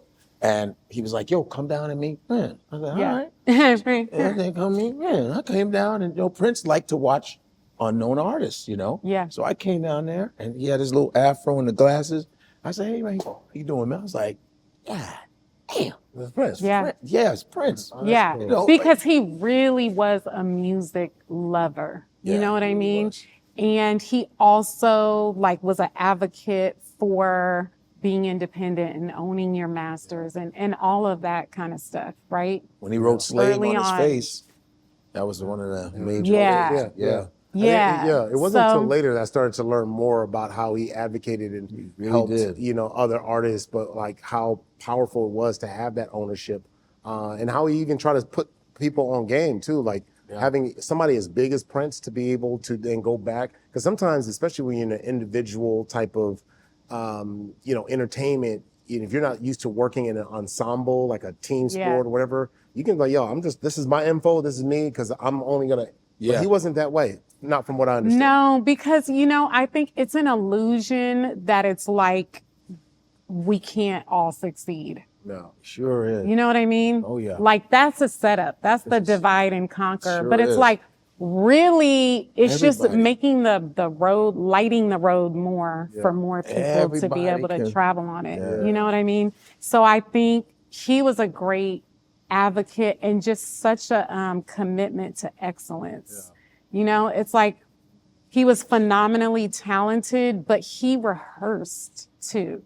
It's like you think of the greatest guys in the NBA, like it's not just talent, like Practice. they're in there Practicing and putting working. That's the right. work Right. Dang in right. so that you can stay. So he was like a great example at that. But it's like when you talk about Michael Jackson, like when I think about just like his angelic voice, and I never got to see him live. I thank God I got lucky, man. You got lucky My because it's parents like did. who Parents, man. who was like on stage that could be so commanding that even in the silence, Yeah. you're just like, They were screaming. He was standing there. I did Victory Tour. And he didn't even move yet. Yeah. And everyone was like, ah. It's like what was that show like? It was Comiskey Park, Chicago, coming from school. I knew because I'm big Michael Jackson. So I had posters, I had How old were you? everything. Man, what was I? 12, 13, something like that. And so I was like, man, Michael Jackson's coming to whatever. And I didn't think I was gonna, my Yeah. parents left 2 tickets on my bed for me and my brother. You went nuts. I was like, Oh my goodness. what the? I was like this, yo, Yeah. we're gonna go see it was, it I'm was, telling everybody in school. and then when we went, I was like, we're my brother, like, we're about to see Michael Jackson. Wow. Because you're watching him on Soul Train, the Jackson 5, Yeah. you're watching the Jacksons. You're not gonna go see Michael Jackson. He's just unreachable. Right. You see him on things. And then my cousin Oni, my first cousin, she met Michael Jackson. She was working at this place, the Water Tower in Chicago, and she got to meet Michael because they had to. He wanted to get toys, so they closed off this whole floor. And my cousin was there. That's She goes, very "Just unusual. met Michael Jackson." She's like, that's she got That's to crazy. walk with the staff with Michael yeah. Jackson. She goes, "I'm walking with Michael Jackson right now." Holy yeah, and it's like it was unreal to watch Michael, and he is a god. Entertain. Nobody mess with that guy. I mean, of course, there's Prince. I love them both. Yeah, I got close in 2009. Yeah. My wife was so mad at the time because we had just had our baby girl, and it was 2009. And I'm like, all right, we're gonna go see Michael. This is it tour. I bought the tickets, spent I don't know how much money, too much money. And I was looking O2 Arena. I was going to travel. My wife said, "You gonna leave me here?" I was like, "I'm sorry, babe. Like you can be mad at me if you want. I'm going." I said, "This is. I don't know when I'm going to see Mike." He said, "This is it. Like I have to." I'm like, I can't say I'm a Michael Jackson fan and never have seen him in real life. Yeah. I'm taking everything I got. I'm going to go see him. Yeah. And that June hit, and we know the rest. that But was that was insane. tough. But that was that was the closest I ever got was buying the ticket. For the O2 Arena. But the Masters thing seems so dangerous because the documentary of Sam Cooke. Sam Cooke. From Chicago. Goodness. Yeah. Sam Cooke, which Sam was amazing. Sam was friends with Ali and all those guys, so he was very strong about black That's unity. Ali's favorite singer. And so he wanted to keep, have his own music. He was the one that advocated for keeping your masters. He's the first guy to do that. And then he's like, I want to do my own music. And they were telling him, "Nah, you can't do that, bro. You can't do it." Sammy Davis Jr. had to call him and said, "Dude, you need to drop the idea of keeping your own music. I'm telling," because Sam was connected to the mob. He said, "Listen, you have to drop it." And Sam was like, "No, I don't want them controlling my stuff." And then what happened after that. Wow. So it's when Sammy Davis Jr. is telling you, "Dog, I'm telling you, Dang. let it go." Sammy Davis, who's one of the most talented human beings. If you really look at Sammy Davis, Sammy was super, super talented. You start looking different back at instruments, Yeah. sing, dance. Yeah. I will take a break here because we wanted to take the time to honor you. We have our very own chef here, 154 Chef Timmy. Chef Timmy, come on out. I like to eat. We love it. Oh, just came. Yeah, Just like God. Thank you. So this is a South African inspired take on fish and chips. Oh. So you have, African inspired. yeah, Thank you, sir. we had to come correct. So you're Wow. having fried swai and sweet potatoes alongside our sauteed bell pepper and onion sauce.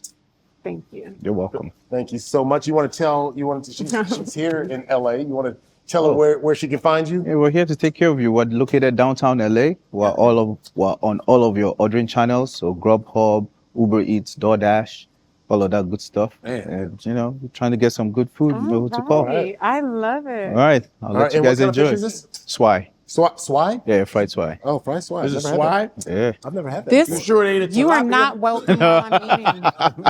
This Looks very dang tilapia fly. like. You trying to add? And I was trying to figure out, are we doing hands or? You said what? Hands or fork? Yeah. Okay. Oh, you can go. I go hands. Oh, we African. Okay. We African. Put your hand in it one time. What's weird is my father was a utensil guy. Really? Yeah.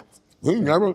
He was like, no, I used to. Yeah, my father used I've never utensil. seen that before. I've My never pops seen that did. before. My mother was hands. Everybody, but my father was like, no, I don't. Yeah. LaRussell. I was just gonna bring him. Yes, LaRussell, Bay Area rapper. He's in a little bit of trouble though right now. I'm not sure if you know about this. The name Heaven dropping sent. of Hitler and Epstein and Donald Trump in a rap song that he had. He goes, "Even the devil was heaven sent. Even Malcolm X, or even Malcolm was heaven sent. Even Martin Luther was heaven sent. Even Kanye was heaven sent. We all heaven sent. Donald Trump too. Epstein too. We all heaven sent. Adolf Hitler too." He didn't say Hitler, but he said Adolf too.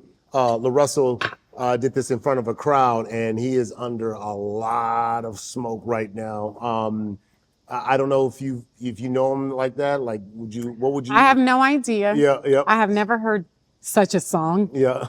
I know I ran into him the other day because we were both doing a bunch of stuff around the Super Bowl. Super Bowl was in Yeah, I the was Yay there, area. Yeah, area. I love what he's doing for independent music. Okay. I love that he's like what he's doing for like kids. Like I see he's doing all these concerts that are multi-generational. You know what I'm saying? And like bringing the energy, doing it in his way. So I don't know what that song is. There's a controversy, but there's the other side of the Yeah, you Russell. can see it. Yeah, which what is I'll cool, say, which is like, I think just a great example of an empowering way to run your business. Okay. And he's making his own rules, you know? And so I feel like generally, like what I've seen from him has been like pretty dope Yeah. and Yeah. empowering. Yeah.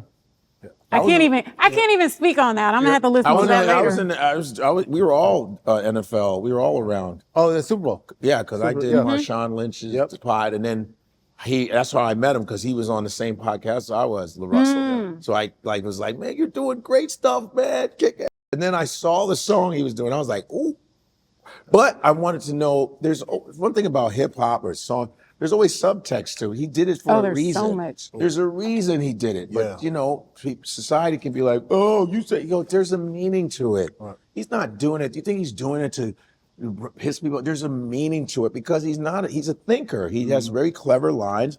So he brought up those evil people. I'm thinking, in my head, he was saying, oh, they all were intended for good, but they went the wrong way. You remember when Will Smith said, hey, Well, not man, all of them, not Malcolm and. but you know what I mean? But he was saying I certain think they names. were all because they all come from the same God. If you Right. think about it, Right. We're all under the state. The sun shines on everybody. Right. Remember in Flashlight? Flashlight's about race almost, because Flashlight at the end he goes, red light, green, all the different lights, but he goes, everybody's got a little light under the sun, under the sun. So we all get sunlight, no matter where we're from. No matter how evil we are, I'm thinking. I don't know. You know what? I like that you're giving the opposite, wanting the smoke energy.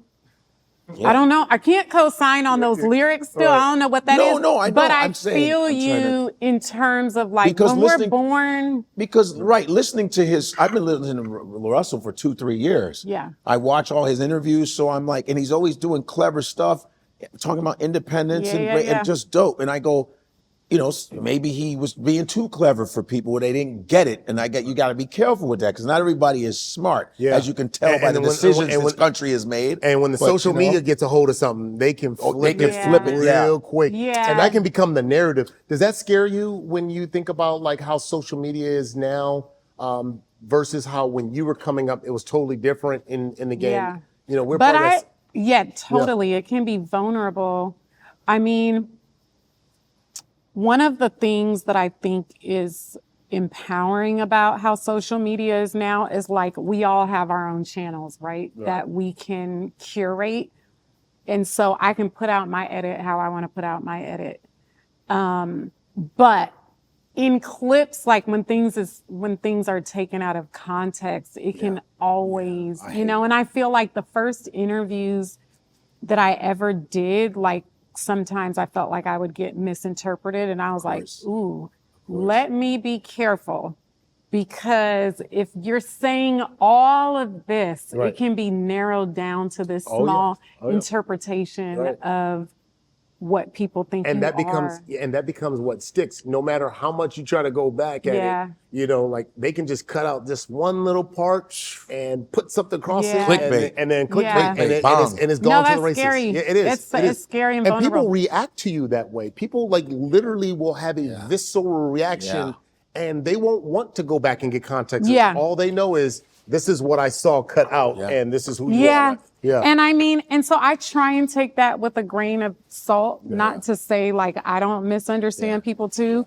but I try and take it with a grain of salt, like to just not judge anyone. Like, I hope none of us are judged by our worst moment. Mm-hmm. You know what I mean? Yeah. And That's Matthew 7 right there in the Bible.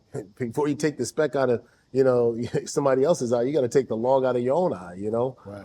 And so many people are just so quick to judge like that. But yeah. Because it's the worst. I mean, I'm sure you guys have had clips of yourselves where you're like, that's not how I meant it. That's not how I've had that happen. That is, it feels terrible. I didn't even mean it like that.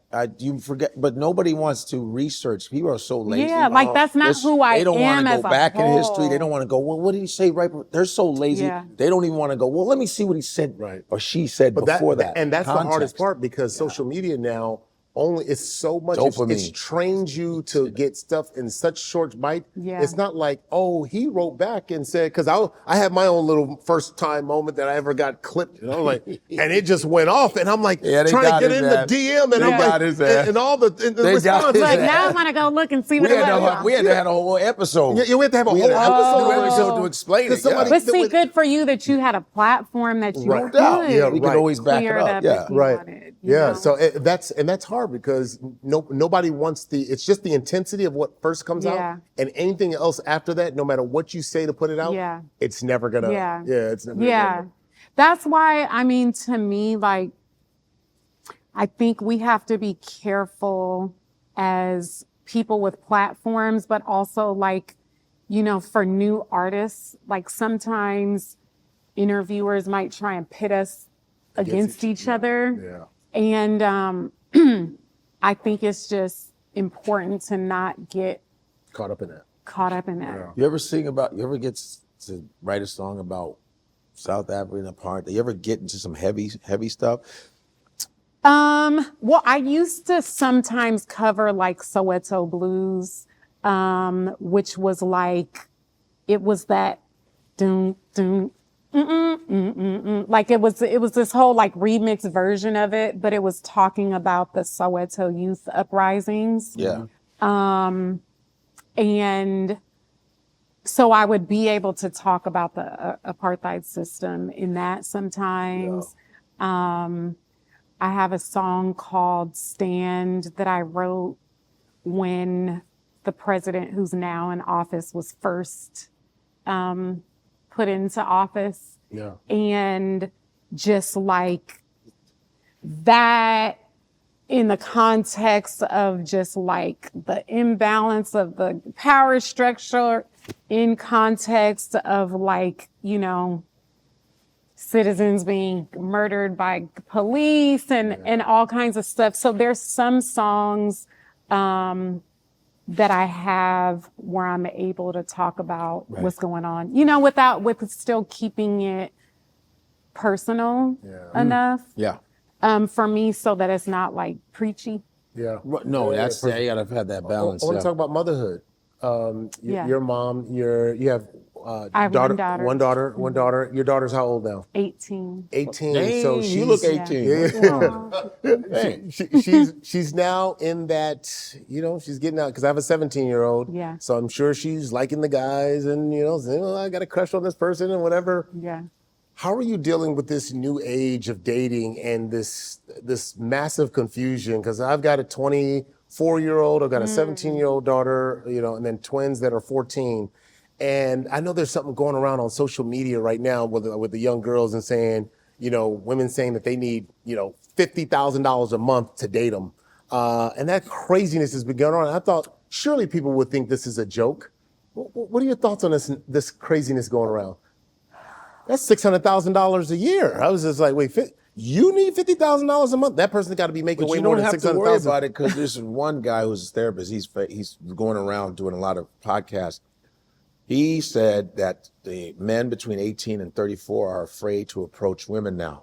It's like a scary thing now. So you don't have anything to worry about. Ain't nobody. No, I'm talking her daughter. Her daughter. No, I'm saying there's a lot of guys that are afraid to approach. So there's a safety there. Strange times. It's strange times. I'm still figuring out the dating scene. I don't know. I don't know. I am not an expert. But I think like as far as my daughter, like she's like gorgeous and intelligent and driven. And I think that I just want her to be able to be herself, not have to dim her light. and like be who you want to be and be treated in a way that makes you feel whole. Yeah. And then it's going to make sense.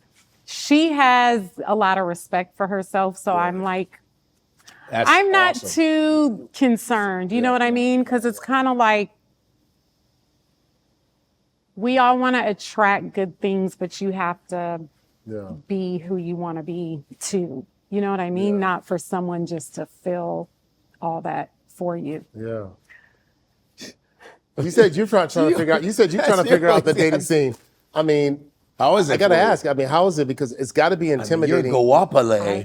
That's got to be I don't intimidating. know. For any It's dude, that'd be intimidating for me. Why? It is very, Why? I don't know, because until recently it was like uncharted territory, and I'm still figuring it out. Yeah. It's a strange time though. Weird. Yeah. Very weird. Yeah. Because She's I'm kind of married. like an You're single. in-person like vibe. But I'm person. single. I've been single, what, 7 years, 6, 7 years? Yeah. So approaching is weird too, because you're like, nah, let me not go over there.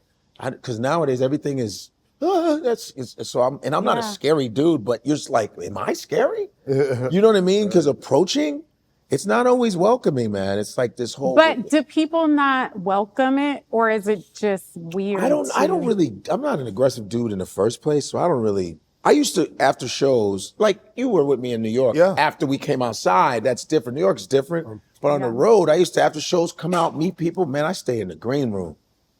Unless there's, now I do a thing where a meet and greet, but it's paid for. I'll come out to get some money. But look, if that's there- a whole different thing. But if You're there's, like, but if there's you some, gotta pay me. but I used to just come out and just greet people. And then now I just stay in the green room. I don't even come out unless there's people really there going, hey, they wanted to, I'll come out. But I don't even bother. I don't want nobody running up on me. I don't want nobody accusing me of anything. So I stay in the green room. And then I'll get all Is these it DMs. based off of experience? It's Like based having off- weird It's based stuff, off or- of that. It's based off of other comedians I know getting accused of stuff, and or boyfriends or whatever run up on, yo, the way you was touching my, it's just, or someone will record you talking to a woman. They'll do that and post it as if you were harassed. It's like weird. wow. So I said, how do I do this? Don't be there. So I just Oh go. my goodness. And I That's just go, terrible. it's terrible. I go into the green room. When I'm at the gym, I don't talk to nobody. No way. I don't say nothing. I can I used understand. to do it a long time ago. Yeah. You could talk to a woman working out because you're like, you work out, I work out. I don't say nothing. Because what no. you're I'll say talking a about, which is kind of interesting to hear, Yeah. because not only from the dating scene, but also too being the public figure. So there's that balance That's of that. trying to figure, the new cultural shift of dating, and then being, a public figure. You're a public figure. Like, what's been your experience in the dating? Like, what's been the challenge for you? I've always had a very private life, and I think it has helped me maintain my sanity. Yeah. I cannot imagine having to deal with everybody chiming in. So I would if you not date- want that. So I would if you dating not somebody, he said, want let's take a that. selfie so I can put it on my social media. You'd be like, no, That is you're not done. my thing. Yeah. That's just like, that's not my thing. Yeah. And some people are very comfortable with everything being public. That's just like, it's like I already used my real name, you know what I mean, as an artist, and I feel like I'm authentic to who I am. I'm writing so many songs off my experience. Like, there have to be some things that are kept private and sacred, or else it's like, It's a roller coaster. you know what I mean? It's a How roller can coaster. you be grounded? But I think what's whack about everyone pulling out their phones sometimes is like what you're saying, catching you in a moment that could be totally misinterpreted. And that's whack. They'll be You like should this, yo, still be look at able to these. socialize with You look at them people. try to hit on it. And you're like, you're doing a voiceover of some bullshit. Oh my I might goodness. know this person. They might be, you don't know what they're saying to me. Right. That's why Yeah. a lot, like Chappelle does that. He, wherever he goes, like, and now times they lock your phones now Yeah. until after, like they do it at the club now. Every phone is locked. Yeah. Because people will cut up Yeah. stuff. And it So, yeah. feels kind of like, oh my God, you're taking my phone at first. But there's something about just being present. Present, yes. And moving around and not being like someone's watching me and I don't know how they're watching me. Even dancing. Like, can we be at a club and just dance? But it's like, if you're being filmed, it's like, it gets weird. Somebody, they're not even intending to film you, and you're just, and they film me in the back, and somebody, yo, that's Goapele. Oh, who she? It's a whole nother thing. It's bad. It's like, and it's not nothing crazy. And I know some of my women friends, they're like, yeah, you guys don't approach it. I go, I'm from the old school, so it's happening like that. Now they got this thing on TikTok where a guy's afraid to talk to a girl. He goes, TikTok, find out who that is. Oh, yeah. This is how corny they are now. Do not go that far. No, okay. no, hell no. Okay. No, like I said. No, I got to tell you, Goapele, it's the thing. So let's say, it's role playing now. Yeah. Let's say I'm in the club and this is my cool look. How you do when you're in the club? This is my How cool you do? look. He's got all the bottles. We're back to the car. I never get the bottles. And guess what? I never Okay. get the bottles. Somebody comes up to you, give me your money on your That's the same dude I robbed in that car. Okay, You will not you're learn doing your it lesson, again. will you? Welcome to Oakland. Hold on. I'm from Crenshaw and Oakland now. Hey. Did you go? No, that would have got me shot if I did that. I wouldn't even be here today. If I would have done it, I would have been done. What the?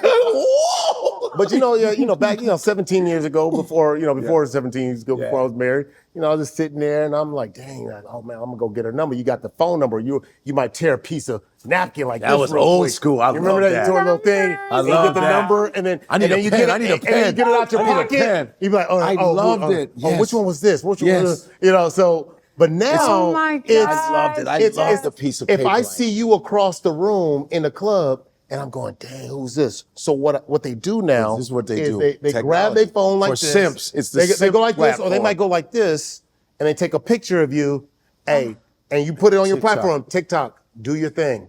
And then they'll go find you, and then I slide into your DM and go, yo, I saw you at the spot yesterday or whatever, I wanted to holler at you.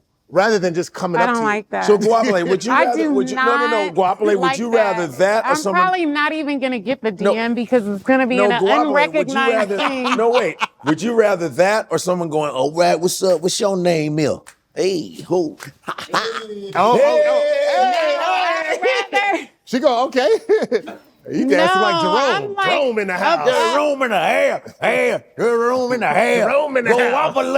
Goapele, Goapele, whatever it is. Why does it have to be Jerome though? I've been God. watching you, in the girl, house. for a long time, Neo show. Yeah, the room in the hair. Quit acting like you ain't single, girl. What if you got that? What's the middle ground? Like, what's the, is that the only version? Well, the other one is just like, hey man, since seeing you across the room, just want to come up and introduce myself. I think that's good. I think everyone should do that respectfully. Right. You know what I mean? Like, just have some courage and respect to at least. It's really bad now. It's kind of bad. And I think also like the pandemic made it so- worse. but the and like that- for that our part- kids' that part. generation. Listen, I know the reasons. It's the nerds. All the billionaire tech nerds that were teased, from the Elon Musk to the Bill Gates to the Zuckerbergs, they want the world to be their personality, boring.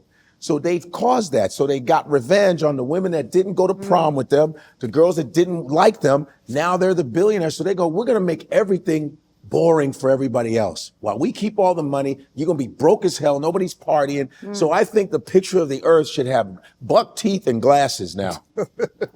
Yeah, because it seems like the younger generation is experiencing. Mind you, there's nothing wrong with wearing glasses. I sometimes No, I drive with my glasses, but buck teeth, you know what I mean? But you know what I mean? Just, no, it's but just I do lame think right like now. it's dangerous for us to be so separated. I Non-social. highly believe in like gathering. I think we thrive in coming together as We have community, to. We need each having other. in-person Facts. contact and Facts. conversation and all of that. I think that, it's like some people are used to just texting from across the room. Like, I'm going to text, but if we're in the same place, I'm not going insane. to. It's really like, Insane. it's not good for the It's both faults. spirit. It's so both parties' isolating. faults. It's both of our faults. Yeah. It's like, and then just when you get mean reception from somebody, you know, you're like, hey, hey, why are you getting smart with? Why that? Why the combative? This is not everybody, but why are you being combative? This is not a academic pissing contest. I'm just coming up to you as a guy. Yeah. And you're going, and then your girls, you think a dude but wants... But then, like, in real life, isn't that like a small percentage of the time? No, I just said it's not it's small percentage. But because half the time I'm not saying anything. So, right? Exactly. You're I'm like, not even saying that anything. happened to me once in 2022. It's not going to happen again, huh? No. Right. No, but that I just don't bother me. And plus, let's just keep it real. I'm a known dude. It is what it is. But I'm still a regular Chicago guy. Like, hey, what's up? My father said, no, you are supposed to go to the woman. You ain't man. Go. You know, I still believe in that. Yeah. You know, I was dropping a chick off not months ago here. You know, I said, hey, you know how L.A. bushes, a lot of foliage, a lot of trees in the way. Oh, you were in Beverly Hills. No, I wasn't. You was in Beverly Hills with them big old high. No. Go ahead. She was in an apartment with those bushes, those big bushes. Yeah. Like, if I was a killer, it would be a dream to live here. Because you could just hide behind the bushes. Where were we? No, listen. I said, hey, go up. I'm going to watch you get, because she had to walk up these stairs. I say, hey, it's 2 in the morning. I said, yo, I'll wait till you get inside so you can be all right. I got it. I say, go the upstairs. I'm going to wait right here so you can be safe. What the hell is going on here? Yeah. You wait. I'm not asking to go up. I said, go upstairs. So when you get to the door and you're inside, I can go. It's this, I'm telling you, it's crazy because crime doesn't happen in slow motion. I don't know anybody tiptoeing to come get you. You're right. Yeah. It's like, you gotta go up there and be safe. But man, it's like that. Yeah. Chivalry is like, you can't, Yeah. man. No, you can still do it. It's just that I think we're at a time where as women, we're taught to do just so much on our own. Like, okay, I got me just in case. Yeah. You know, but Yeah, but when somebody is showing you, But it's hard when you've been conditioned that Yeah, no doubt. I got to No, do you're everything right. myself. But then you went straight to go inside so I can watch you, to go the f- upstairs No. so I could see that you made. It didn't. No. It wasn't. It was like this. I said, no, go upstairs. Like, no, listen, there's a lot of bushes and it's, I said, go the f- upstairs. No, sometimes it just takes that extra thing to be like, okay. But we joke a lot anyway. So I was just like, get the hell, what are you doing? Yeah. So you can be, but it's that little. Yeah. Yeah. Let's do a little Oakland roll call. Ryan Coogler. I know you guys are friends. Ryan. Oh my God, I am so proud of what he has done. He's from the Bay Area. Every project. He should get He best is director. from Oakland. And I tell you, I was at the Fruitvale Station premiere at the Grand Lake Theater in Oakland. And, you know, with Michael B. Jordan, who I felt played an Oakland dude so well. I thought he was from Oakland. Right? I actually thought he was from It's a Oakland. subtle thing, and people get the accent and the swag and everything off a lot. But it was so on point, you know, about Oscar Grant and his family, and not about the drama, but just about who he was as a human, you know? And so I remember seeing that movie then and just feeling like they did it right, you know? And the world is going to see the humanity, not just that he's another statistic. And then to see Ryan Coogler go on and, you know, with Creed and all of this, and then what him and his wife Zenzi has done with Sinners is just like, I mean, I saw it 2 times in the theater. I've seen it at home. I've seen it it's just, it's so beautiful to see him and to see them get their flowers. Is he going to put you in anything? Would you want to be in anything if he called you and said, hey, I need... In a heartbeat, I would be. Right. I don't think I did a impersonation of Ryan Coogler. I don't know if he likes Do to it, let's see. So I did it it was me and Chappelle. Don't mess up your chance. He might want to put you in a movie. Chappelle, I would love to. I saw him at the Black Critics' Choice Awards. I was like, there goes Ryan. And I know Michael B. just from some other stuff. Yeah. Because for a Jersey guy. But I was like, damn, I would love him, Spike Lee, because he was dedicating something to Spike Lee, who was another of my favorite directors. Mm-hmm. But I was like, he's like, yeah, so, you know, when I was working, right, you know, when I went to acting school, it was crazy because you know that's how he talks Yeah, yeah. because he kind of stutters, but he's really intelligent. So I don't know if he likes people imitating him.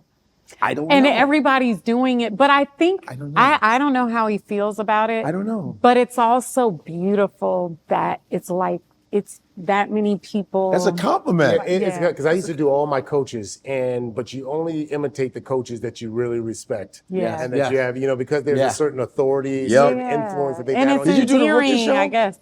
I did, of course I did. I did a rookie show. I had to do my of coaches course. too. Oh yeah. I did a rookie show. Oh, it was good in watching personalities, but I think people only imitate you when there's something memorable, Yep. impressionable that that they've left on you, Yeah. whether good or bad. But mostly like somebody like Ryan, you could only imagine it Oh, because, man. He's had that kind of Oh, impact. I met him in the Is that- bathroom. is- That's right. you I met him in Oh. Seattle in a bathroom False. real quick. And Um, not the like way you just that. said that, I met him in the I bathroom. know. He was really nice. We to don't me. know where he's going with He was it. really nice to me. Okay. He was like, "Oh, you're that comedian, right?" I was like, "Yeah, man." He was cool as hell. I remember it was a SeaTac. Okay. You know SeaTac. Oh, Seattle. It's the Oh, the airport. Oh, okay. I was okay, like, gotcha, he was like, "Oh yeah, you're that comedian, right?" I was like, "Yeah." Oh, that's cool. I not bad, right? Yeah. Do you want to do more acting? Do you want to do acting? I would love to. Yeah. And got it's good one face of the for it. things, thank you. It's one of the things that I want to make time for now. Like when I first moved to LA, I think it was a little bit after I did this role in when they redid Sparkle. Sparkle, with yes. Whitney Houston and Jordan That Sparks. was her last movie. I know. Yeah. Man, that's crazy. Did you get a chance to meet I Whitney? didn't meet her. Mm. I didn't meet her, but it was so wild that like all my life, I looked up to her, and then to see her like just live out somewhat of a nightmare, right? With her own health and lifestyle. And then like come back at the end, like when I did that, and that was Mara and Salim Akil that did that movie, and Omari Hardwick was in it, and we went out to Detroit to film it, and they were like, "You just missed Whitney, but she was amazing. She was in good spirits. She had a great attitude. She sounded great." And I was just like so excited, and I was like, "I'm gonna meet her like one of these times." And I didn't meet her, but I'm just so happy that I got to be a part of something that she was. Part of it, that you guys are Yeah, in that same sphere. Yeah. And I think like with doing music, like acting is such a different muscle that I'm still training, but I would love to do more stuff. Aisha Curry, another Bay Area. Yes. I saw Aisha Curry. She was listening to Closer with her son. Really? Yeah. Steph Oh, wow. Curry, we all know him as the greatest basketball player of all time now. He's in that conversation. He's in the GOAT conversation. What does that mean to you when you hear Aisha Curry? Well, I love that you saw that because Yeah. I didn't know that, but I've met her a few times. She's beautiful, and she has a whole like cooking line. So I have some of her like pots and pans and that's stuff at cool. home Oh, that's because super I love cool. cooking.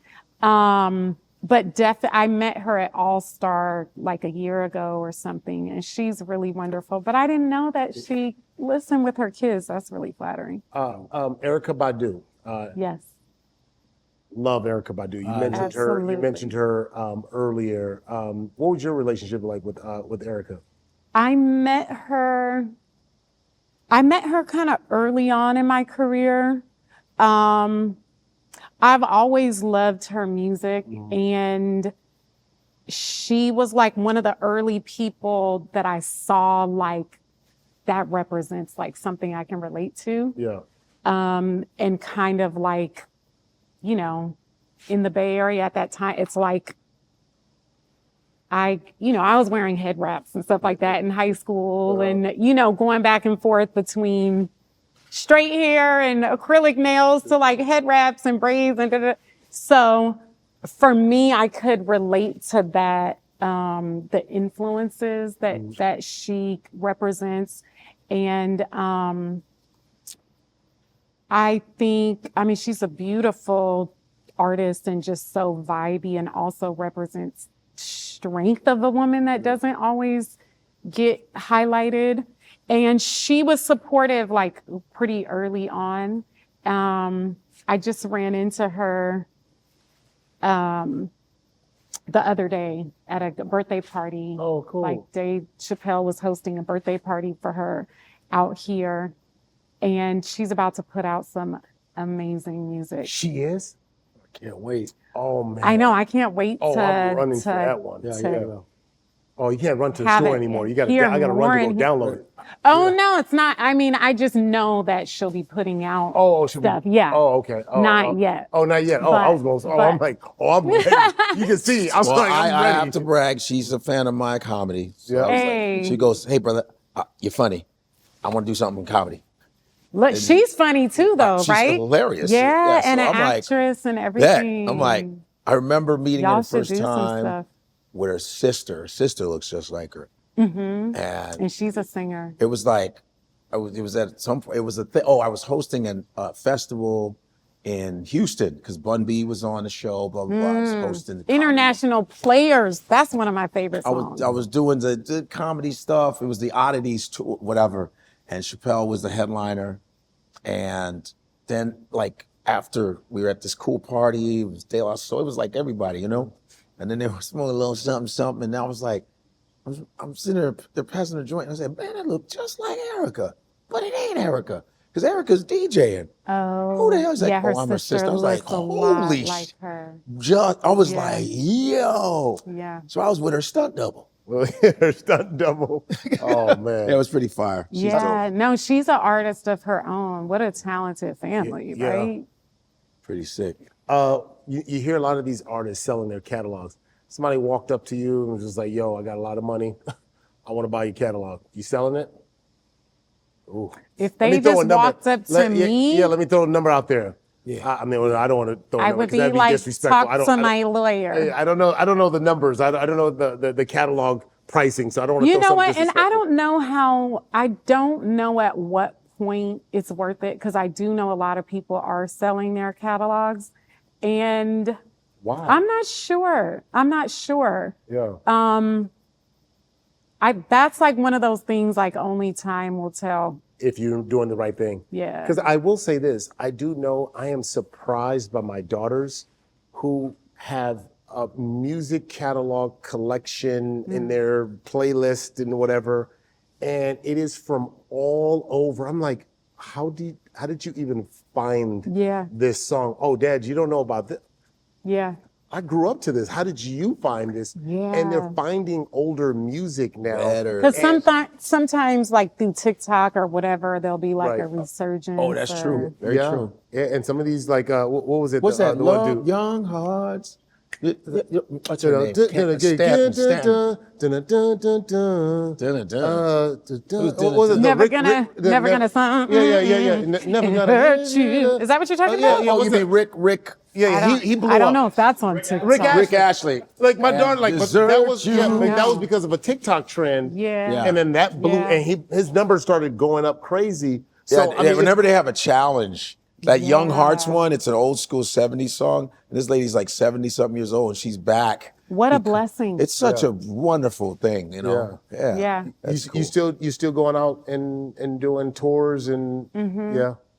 I don't know if I like that transition to the never gonna, and then am I still out there? But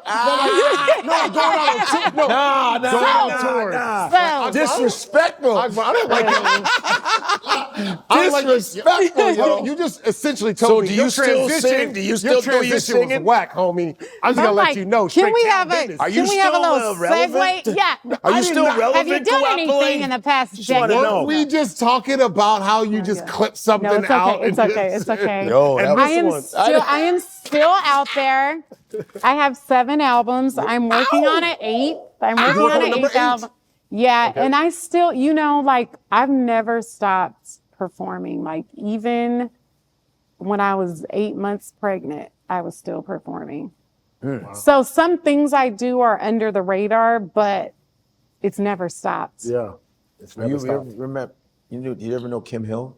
Yes. That's my homie. Yeah. She used to sing with the Black Eyed Peas. Yeah. It's the jam. It's the Absolutely. Oh, she's so dope. And she's like making furniture and art now. Wow. She's like doing all types of Yeah, stuff. that was- And the Black Eyed Peas, Keith Harris, the drummer, I went to Berklee College of Music with. That's great. Awesome. 2 last questions for me. And Yeah. you've been here rocking with us for a minute, so I appreciate you. I got to go back one more time. Chris Brown, Michael Jackson. Would you consider Chris Brown the Michael Jackson of this generation? Oh my God. See, I'm not the one for that.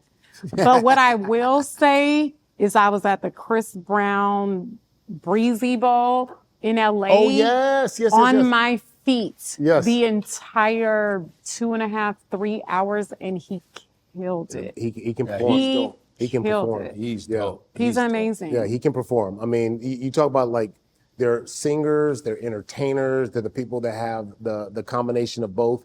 He definitely has that recipe. I mean, that he's just built commands from a it. different cloth to be Yeah. able to sound like that and move like that Yeah. and do his own stunts. And he he's does like flips and flying in the flying. air and Chris then is the real coming deal. back and singing a ballad. It's just, Yeah. He's dope. it's amazing. What's the secret? Last question before we get into Godfrey game. What's the secret to longevity in the music game? Stay true to who you are and don't get caught up in your own ego. Yeah, I like that. Humility has been the theme of this. Yeah, and I think there's a lot of us that are lucky enough to be in the music world for so many years, and it's like people change positions. Yeah. People change companies, they change and so it's just like don't burn bridges because you just never know where you will be. Yeah. Like just take it with a grain of salt, do your best. Yeah. There it is. All right, there it is. Appreciate you. All right, we got Godfrey game now. It's real easy. Ready? There, go up a lane. No more Michael I Jackson think questions. so. No I more think Michael Jackson so. questions. See, Okay. we're named G people. Godfrey, Goapele, look at I that. have G. Don't forget my last name. You're Bija Miller. No, Baja Bia Miller. It sounds like it starts. You should. It you sounds have like to it starts say with a B, Gabaja. but I could it's G. see why it would You have to say always be Gabaja. misinterpreted. Godfrey, Baja Bia Miller, Goapele. The Oh, G's. your name is Akbar. This is for the G's. This is for the hustlers. This is for the Now back to Gabaja the Bia Millers. G's. You like that? Your name You like that? fits in no Now- sauce. Now back to the G's. These are for the Baba Beaver Millers. Nah. Oh Give me a my. G. G. Give me a B. They'll be how- going you see how- forever. All you the see how cheerleaders be like, give me a I. Damn. Whew, what does that spell? Tap We ain't in, done. tap in. Tap in. Give me an L. We ain't done. Oh my God. Woo. Okay, all right. Here we go. Who's on your Mount Rushmore for Bay Area R&B artists? Are you ready? Okay, yes. I would say Tony for sure. In Vogue. I didn't know that. I would say Lettucey. I would say I think the Pointer Sisters might be from. The Pointer I think Sisters? the Pointer Sisters might I be. wouldn't doubt it. The Pointer Sisters. Wow. Yeah. All right. The Yeah. Pointer- all right. Yeah. Amazing. Yeah. Oh wow. Man. We're gonna give you one There's more. so There's much four, talent but out of yeah. Oakland. There's four. That's four. That's it. Yeah, yeah, Oh, yeah. that's cool. Because we had her, we had Ralph. Oh, wait. Nah, Hold on. no. Wait, hold on. Hold on. She Hold said on, time out. Hold on. Thank you Hey, for coming to- Chief, I from would town. definitely put her on there. I think she's phenomenal. They're gonna make you take somebody off. No. She says, "I'm making my own Mount Rushmore." I am not with the divide and conquer. There you go. I am with if you belong, you You belong. belong. Put another head on that mountain. Yeah. All right. Okay, how about this? Kalani, I saw Kalani too. Oh, She's Kalani's amazing. who is also from Oakland, won her first 2 Grammys this year. Who's Yes. on your Mount Rushmore for Bay Area rap artists? Okay. All right. I'm putting Digital Underground Okay. on there. Yes. I'm putting Hyro and Souls of Mischief on there. I am putting E40 E40. on there. I am putting, Last one. oh my goodness. Ghost Ride the Whip. Man, too short. Yeah, I mean, Is it Tupac count? Is it Too Short's on there. Too Short, I'm putting in Digital Underground. Blow the whistle. Okay. Even though he's from New Jersey, we claim him. Okay. It's very tough though. I get one more. One more. Yeah, sure. Okay, I'm gonna circle back to that. I have to be careful. Does Tupac claims the Bay Area? I don't know about that. I know California. California, The Bay, Because in Baltimore, Baltimore, New York. But he's he spent time might in have the Bay been Area, too. born in Jersey, but he came up in Oakland. He came up in with Oakland, Digital yeah. Underground. Yeah. It was active. Yeah, he did. So you're putting him in that digital his underground. mom was okay. Mom's black. So Panthers. your digital underground holds a lot there, though. So there's the Yeah, Shout out that's to Shock G. Shock G. Yeah. That's Fuse, Oh, Shock G, man. Money Bees, and that. I mean, yeah, Rest in Shock peace to Shock G G. was a genius. Rest in peace to that guy. Yeah. You know, Yeah. Shock G. Because I couldn't believe, because I met him in the street randomly in New York, and he was like, "Yo, Godfrey, what's up, man?" I was like, because he's tall. I was like, "Yo, dog, what the?" Yeah. I said, "What's up, man?" He's like, "Man, I love your stuff, man. Blah blah blah." You know, Yeah. he's a fro. Yeah. I go, "You do any music?" Nah, I ain't really with that no more, man.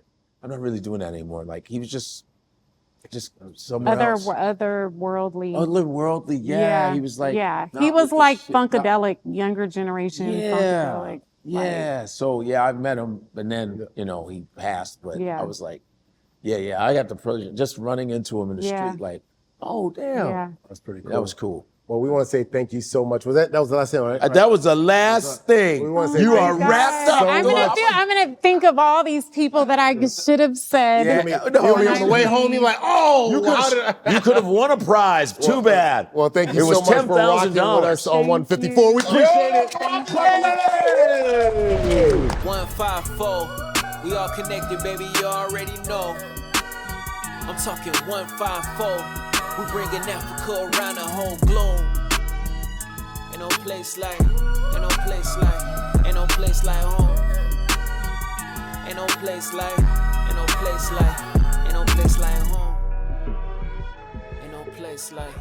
no place.